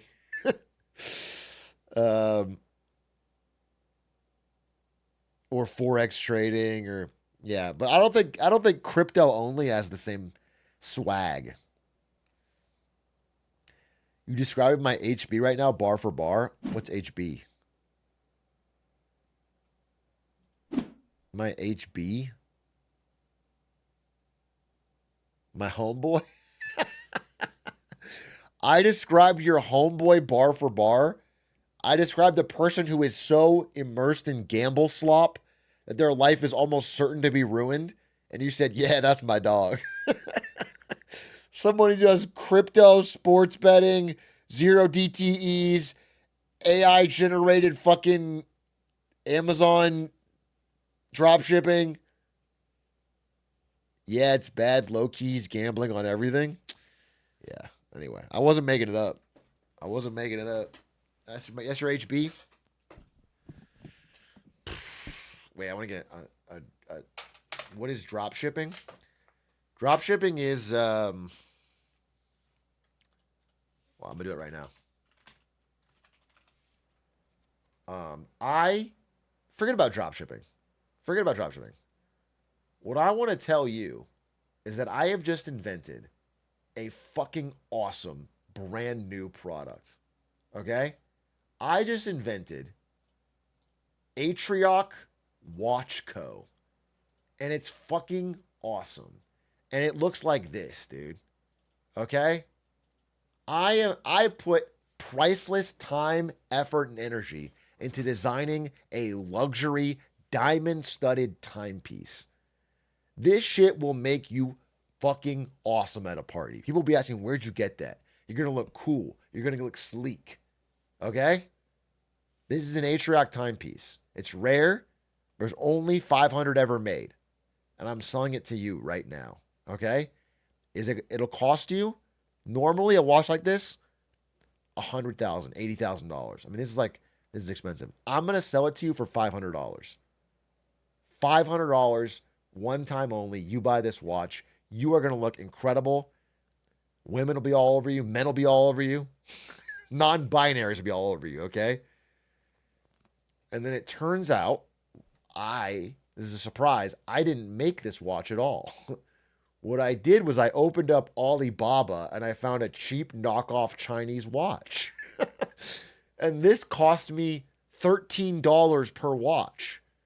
And then what I do is I make a TikTok ad or I make marketing for it. And I sell you this watch as if it's more valuable than it is. That's dropshipping. Dropshipping is finding a way to get cheap Chinese products and then you make the TikTok ads or whatever and then you mark it up. Almost every ad you see on TikTok for like a little product is a dropship product. They don't actually make it. They're just buying it from somewhere else and they're handling the marketing.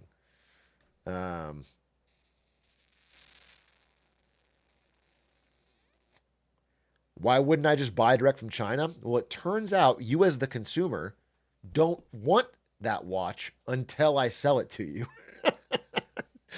Turns out you're not waking up thinking, damn, I need a watch like that. But until an ad catches you at the right time with the right messaging and makes you think about it, you're not looking. Seems like the free market at Mercury to be shrugged. I mean, honestly, I have no problem with dropshipping. I don't give a shit. Nobody in this situation is really unhappy. It's fine. You get the fucking product you got on TikTok. I don't care. It doesn't bother me. The point of it is it's not very lucrative. It's not very profitable. It's a lot of work, actually. They fucking hustle. They make 10,000 TikTok ads and they barely sell any, usually. So it's not like it's not a big problem in society is dropshipping. The problem is that there's more dropshipping courses than there are actual dropshippers. It's people that tell you, oh, you can make a lot of easy money drop shipping. And then you find out, first of all, it's a ton of work. Second of all, you don't make a lot of money. It's like a job. You're grinding to set up fucking 40 fucking ads, link them all to the thing, and then get everything shipped out. And then you're like, wait a minute, I didn't make any fucking money. But the course guy made easy money. Let me get a water real quick. I'll be right back.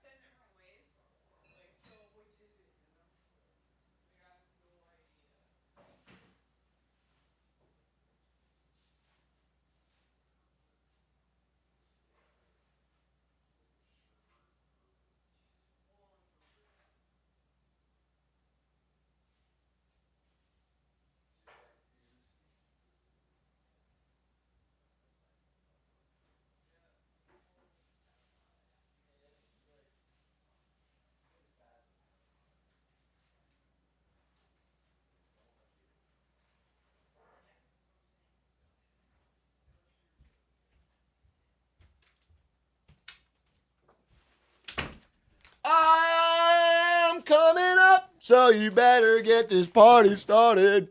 Where'd you ask Ari for a line? Actually, I asked Ari what she was watching, and she was watching Coffeezilla on her phone. And she said, why is he pronouncing Ghislaine Maxwell so many different ways?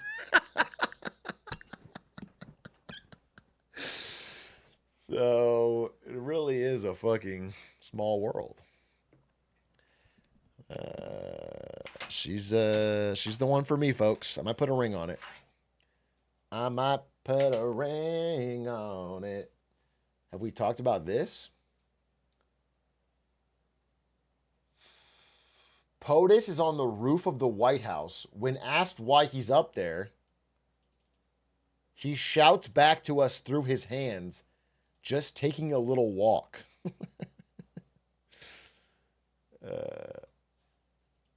Okay.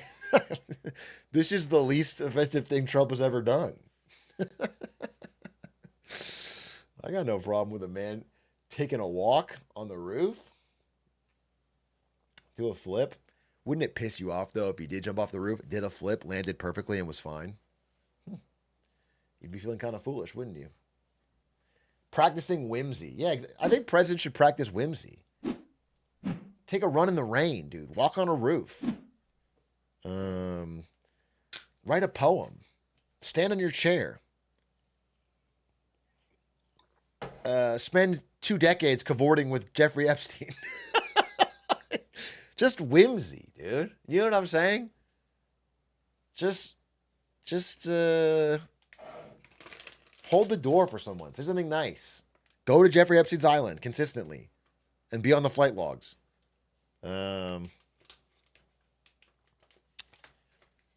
Let men have fun. Yeah. Whoa, too far, too far, too far. No, there's a line. You can't wear a tan suit.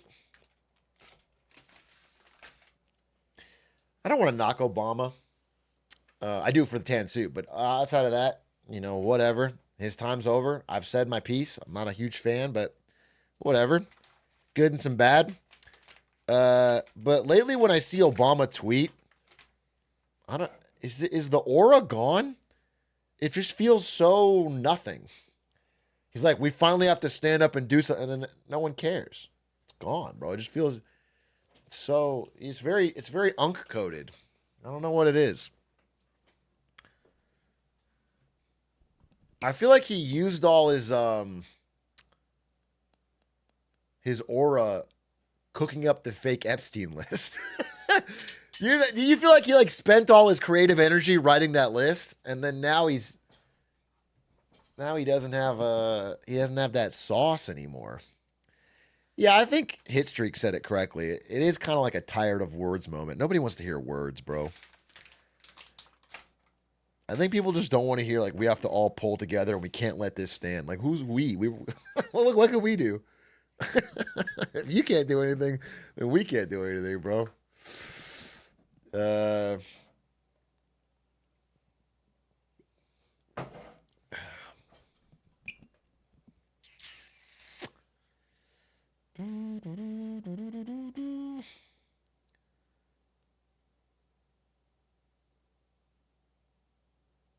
Have you seen Obama's playlist tweets? Lil bro does not listen to half that shit.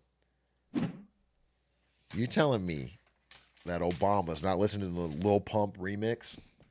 I don't believe you. I never knew if he listened to that shit or not. The problem with if you guys don't know what we're talking about, Obama will put out these lists every year of like his favorite songs or whatever. You put his top music out, and it's like Squabble Up and Travis Scott and Shabuzi. But it would always be like, just this perfectly focus tested list of the popular songs of the song. It's possible he just has a fucking Spotify pop list. He released the list. At the very least, Obama released consistent lists. And the songs, like, none of it was coherent. It's not like there was any one genre so based on Obama's playlist, he like has no music taste. He's one of those guys that likes everything and it's always popular with a couple like deep cuts to seem cool. I don't know. It could be real. I'm not fucking an Obama truther on his list, but it always struck me as odd. I wish I could pull up. Does he have a 2025 list? 2025. With summer winding down, I wanted to... Oh, he only has 24. This was his list. It would be way funnier if Obama's list was 3, 6, 9, 12, 15, 18, 20. Just like 24 heavy metal songs. Just all 24 from the same fucking genre. And like some deep cut shit.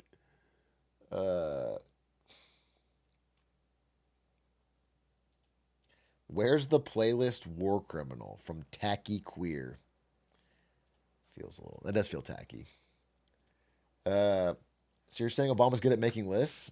Holy shit. The clues were in front of our eyes the whole time. Trump dropped the coffee mug as he realizes. Trump walking through the White House wondering who could have made this fake list. Thinking back to Obama, list. Holy fuck. X-Files music plays. Walking on the roof. He gets to the far off stair. Holy shit, I've been had.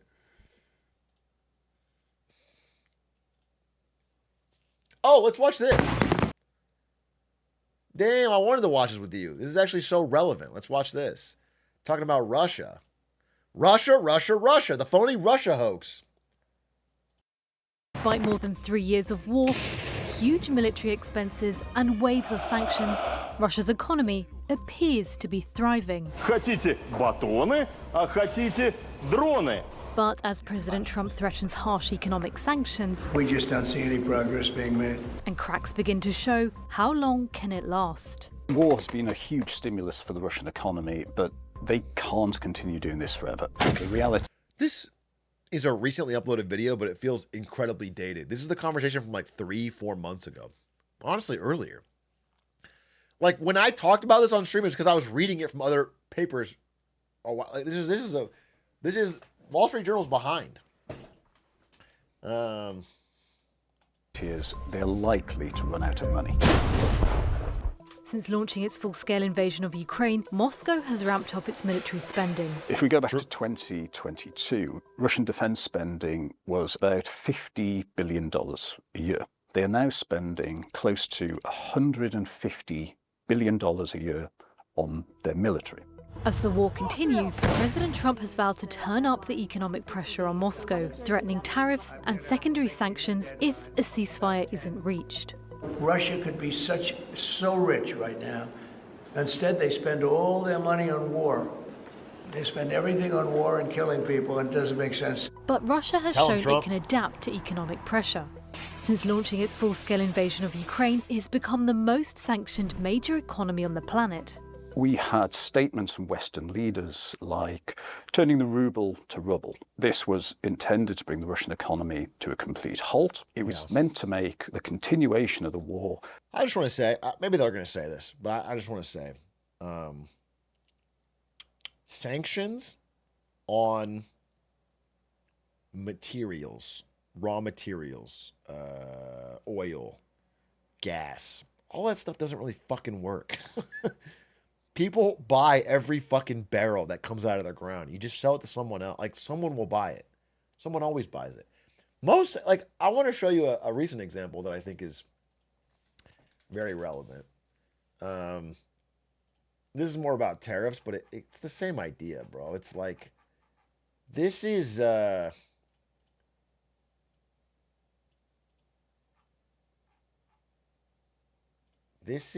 our trade deficit with China. I'm trying to find it.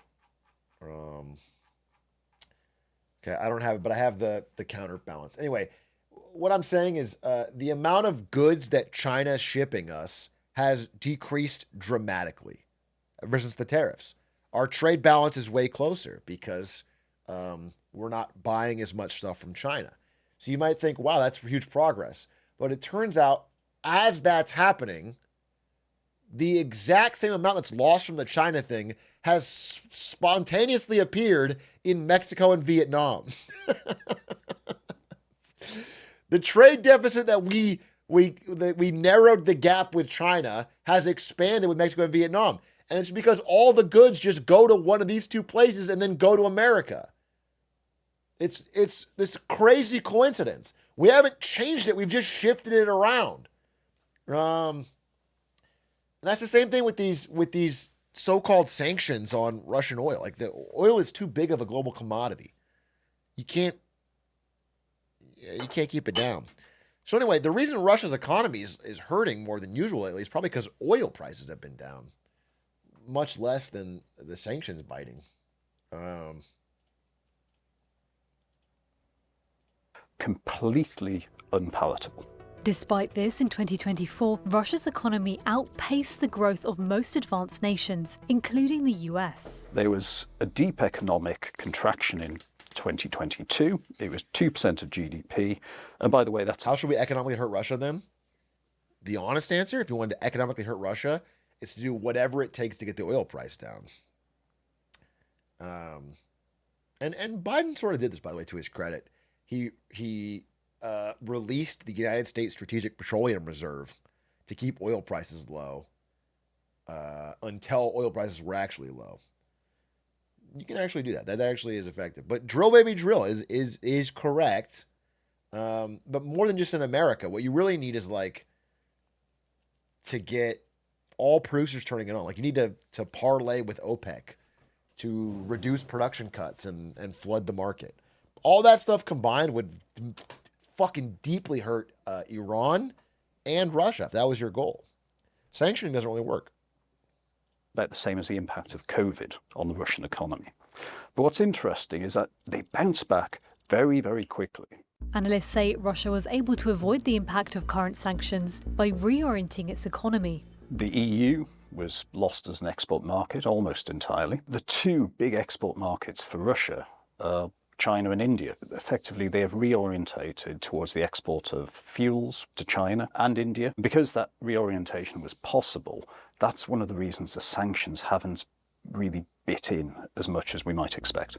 In addition, Moscow turned its economic focus on supplying its war effort in Ukraine, with even the most unlikely companies focusing on war. Russian state TV broadcast a segment about a... But I also want to say, like, even the European sanctions, like, Europe stopped selling certain cars to Russia, jewelry to Russia,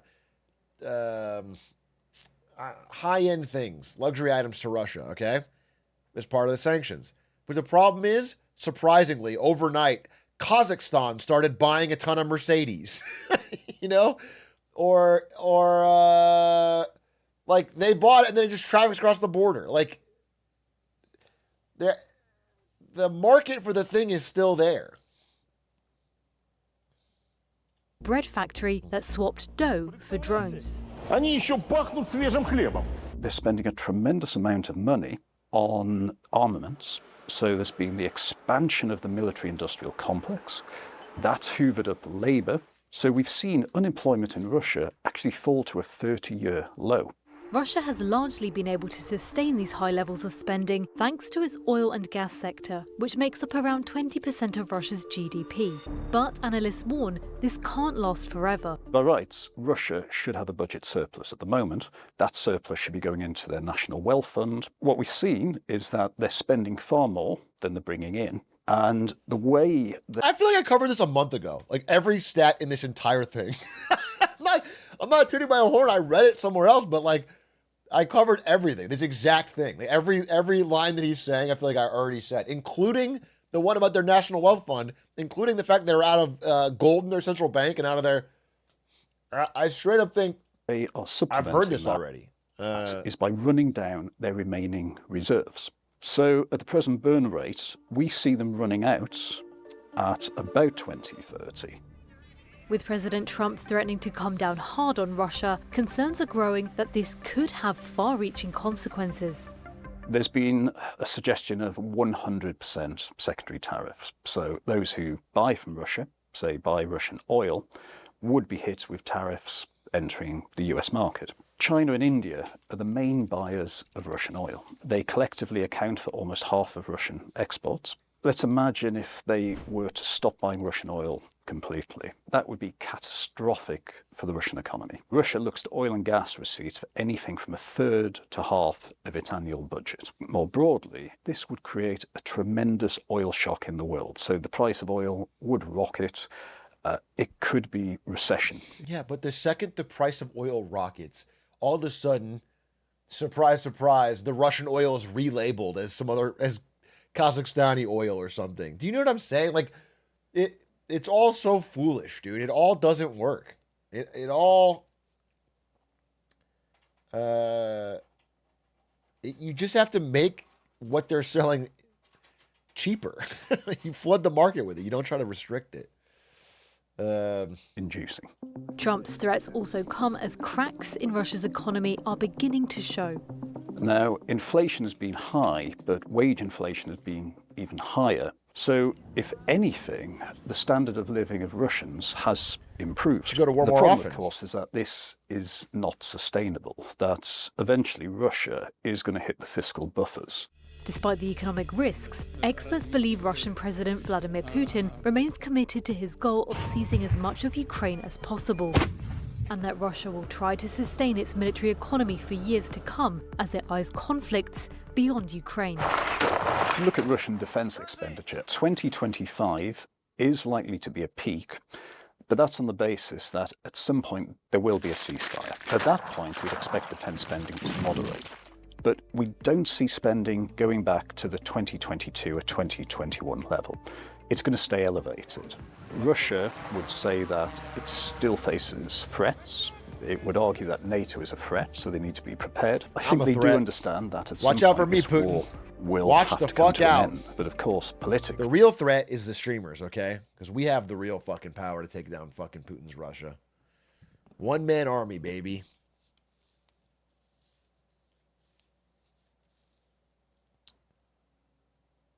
This video is Big Nothing Burger. I actually do agree with you. I think that video was news that was 3 months out of date delivered with stock footage. I actually was not impressed with that video straight up. I legitimately feel like the person who worked on that read the same articles I read 3 months ago. And then wrote that script. That was actually slop. There's a fire ship video that's up my alley. Is it short? As a kid, I had two favorite movies. Google's Genie model makes realistic worlds in real time. I will say, we haven't talked about it on the stream very much, but the new Google VO and the Google AI models are spookily good. They're spooky, man. They make AI video that looks weirdly realistic. It's like, because they're trained on YouTube, you know? So they have so much video. They have so much more than anyone else. They're still kind of sloppy, but they're way, way better than anything else was before. And again, it's just a prompt. You just type in a prompt and it's giving you. They don't seem good enough for like a movie just yet, but they do seem good enough for an ad. Like as a marketer, I see that and I think, damn, that replaces like a very expensive shoot.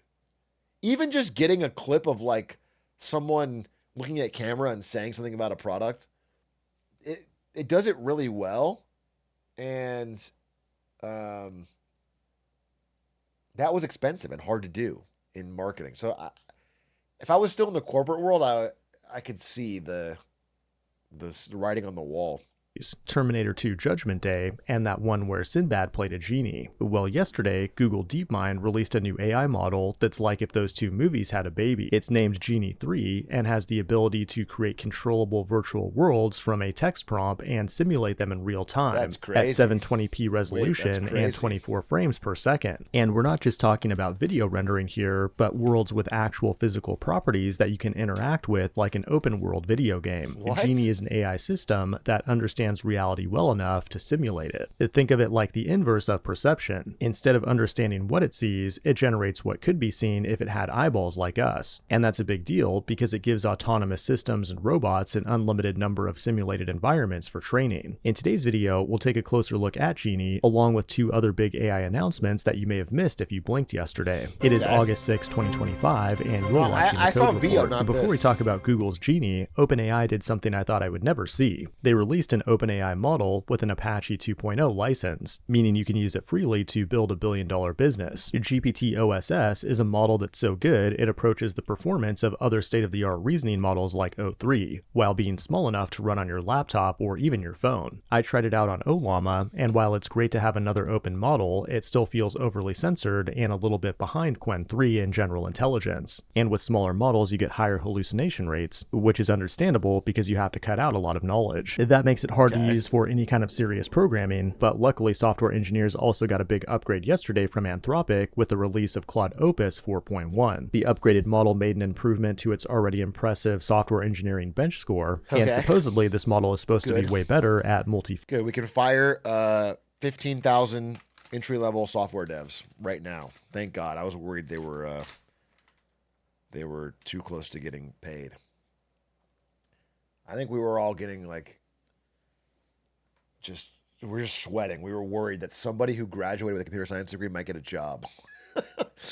And we wanted that to not exist. So that's good. This is fucking file code refactoring. And that's a big deal because as your project grows larger, the more useless AI becomes. But large language models are like so boring in 2025. And the shiny new AI object for today is something called a world model, with Genie 3 being the frontier model released by Google DeepMind yesterday. Tech influencers are calling it a watershed moment that pushes us to the brink of AGI. But remember, you should never listen to tech influencers, especially faceless AI-powered YouTube channels that are owned by private equity. That being said, Genie 3 is without exaggeration a watershed moment that puts us dangerously close to self-replicating genocidal machines by giving robots an unlimited simulation space. It generates realistic physical environments with incredible consistency. And what's especially weird is that the consistency is an emergent property, meaning the model just kind of magically got better at keeping the graphics consistent as it got bigger, as opposed to being a deliberate change to the algorithm implemented by programmers. Google has been working on these world models for a while, but Genie 3 is the first one with an interaction horizon that lasts multiple minutes and that can generate high resolution.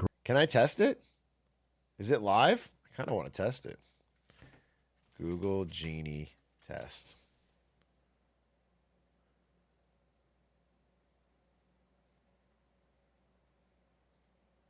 You can't test it? Not available to public? Can I pay for it?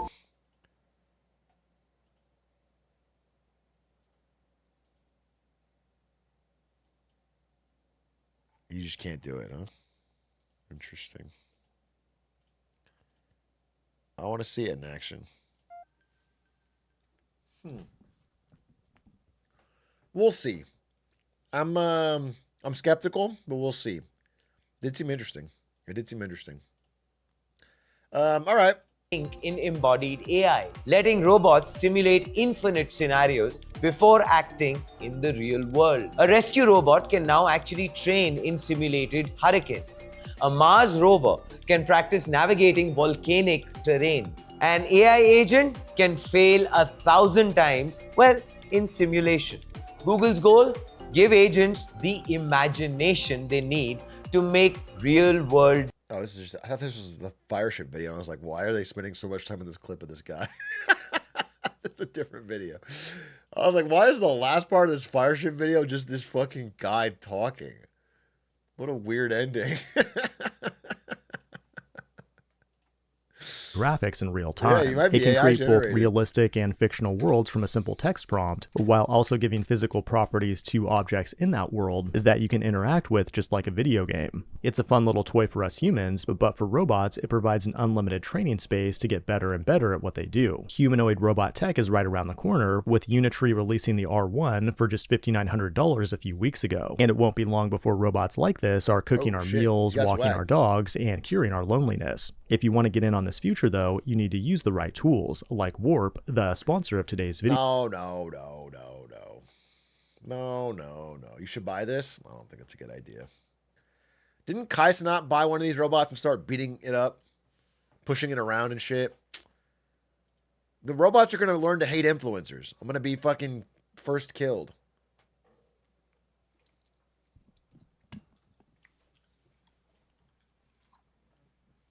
Clankers. Yeah, fucking clankers, dude.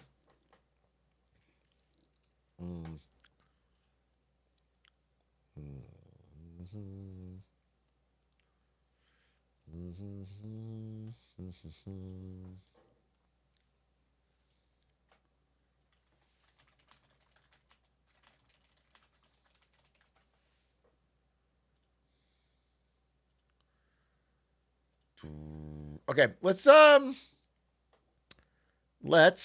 watch a Smallville, right? That's a good idea. Unless, is there anything else I wanted to learn about? Maybe. Is there anything else I wanted to learn about?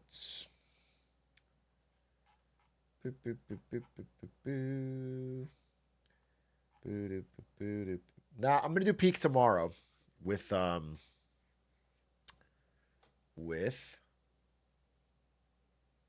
boys, whoever's available, but they all seem to be interested. I'll do Cliff tonight, obviously. 4 hours of Cliff tonight, and then 20 minutes of peak tomorrow. I'm trying to... Dude, I feel like I had like 6 videos I want to watch with chat, but I can't find them.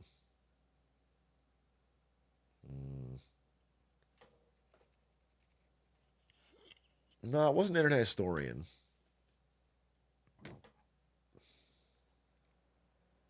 I don't know. Fuck it. Isn't there a new FT video out? Let's see. Financial Times. Do you have a new video for us? This one's called Rare Earth Metals Are Not Remotely Rare. It's 2 minutes long. Fuck it. Okay, I'll watch it. 2 minutes long. We're going to learn a lot. Scandium and neodymium are. Lithium and cobalt are not. There's a lot of confusion around rare earth metals, including the fact that they're not very rare at It's the all. refining that's So let's rare. break it down. Rare earth metals, sometimes called rare earth elements, or just rare earths, are a group of 17 metals that are found almost everywhere, but are tremendously difficult to extract from the Earth's hard rock crust. They are useful in a multitude of products: EV cars, phones, medical equipment, military equipment, camera lenses, and so much more. Yep. Researchers forecast yearly demand to grow to approximately 240,000 tons. Guys, why don't we get into rare earth metal mining? I feel like we're all fed up with our jobs, including mine, the hardest one in the world. If we just find a way to get our hands on some fucking cobalt, we could get some real fucking money. And it's kind of like Minecraft, which is a game you guys all love. Instead of putting together blocks of diamond, put together blocks of neodymium, and we're going to make fucking buku bucks. What should the company be called? Atrioc Incorporated. By 2030, especially given decarbonization targets. Extracting this amount... Atrioc's Children Miners. No, man, that's a tough name. That's not... Maybe not that name specifically. I feel like that doesn't... Atrioc's Miners.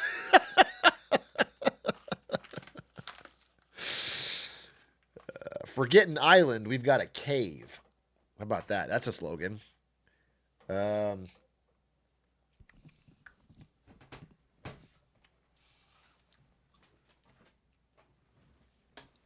I don't know about all this. I think probably not a good name. Probably not a good name. It is difficult, but processing... Although, based on what I'm seeing in America, it's all legal, right? So... It's even harder. To separate the traces of rare earths, you usually need solvents, the kind that produce a toxic waste byproduct. Not every country is willing to do this on their own soil. Add to that the complications surrounding environmental law and regulation, as well as the escalating volatility around mining and processing rights. 70% of all rare earths are mined in China, and 90% are processed there. China recently announced export restrictions, a move which could threaten a number of industries globally. Meanwhile, the US turned its sights towards other significant deposits of rare earth metals. So, where do we go from here? Opportunities for new recycling technologies to fall in line with environmental targets, and new mining and processing methods that create less toxic byproduct are on the horizon, with many countries, including the US and EU, investing in processing. What if every time you write a truly fucking stupid Reddit post, your laptop is seized by the government or your phone, crumpled into a fucking brick, and they take all the metals out of it and recycle them? I think that would improve the internet and help us get some rare earth metals back. This subreddit would disappear overnight. That's a win. That's a win.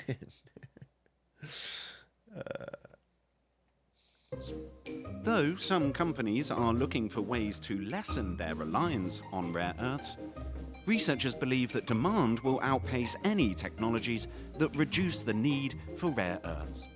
So, the demand isn't going anywhere, but how we meet that demand may look very different in the years to come. Very interesting. Okay, thank you for watching today. I think we learned quite a bit. Now we're going to watch an episode of Smallville for Atrioc August, continuing. The reason I want to watch 2 in a row, usually I don't like to do too much Smallvilles in a row. I take a little break. The reason I do is because yesterday's episode was fucking hilarious. Yesterday's episode was really funny. I actually was hooting and I was hollering. So, I gotta watch another one. You know what I'm saying? I gots to. And I want to see what happens afterwards. Like, how do they respond? How does Lana respond to Sigma Kent and his actions in the last episode? I don't know. Anyway, if you're just here for the other content, thanks for watching. Appreciate you. Smallville Nights. Atrioc August Day 2. Smallville Night Poggies. 070707. All right. This one's called Nocturne, and it's named after Clark Kent's favorite League of Legends jungler. Nocturne aired October 22nd, 2002.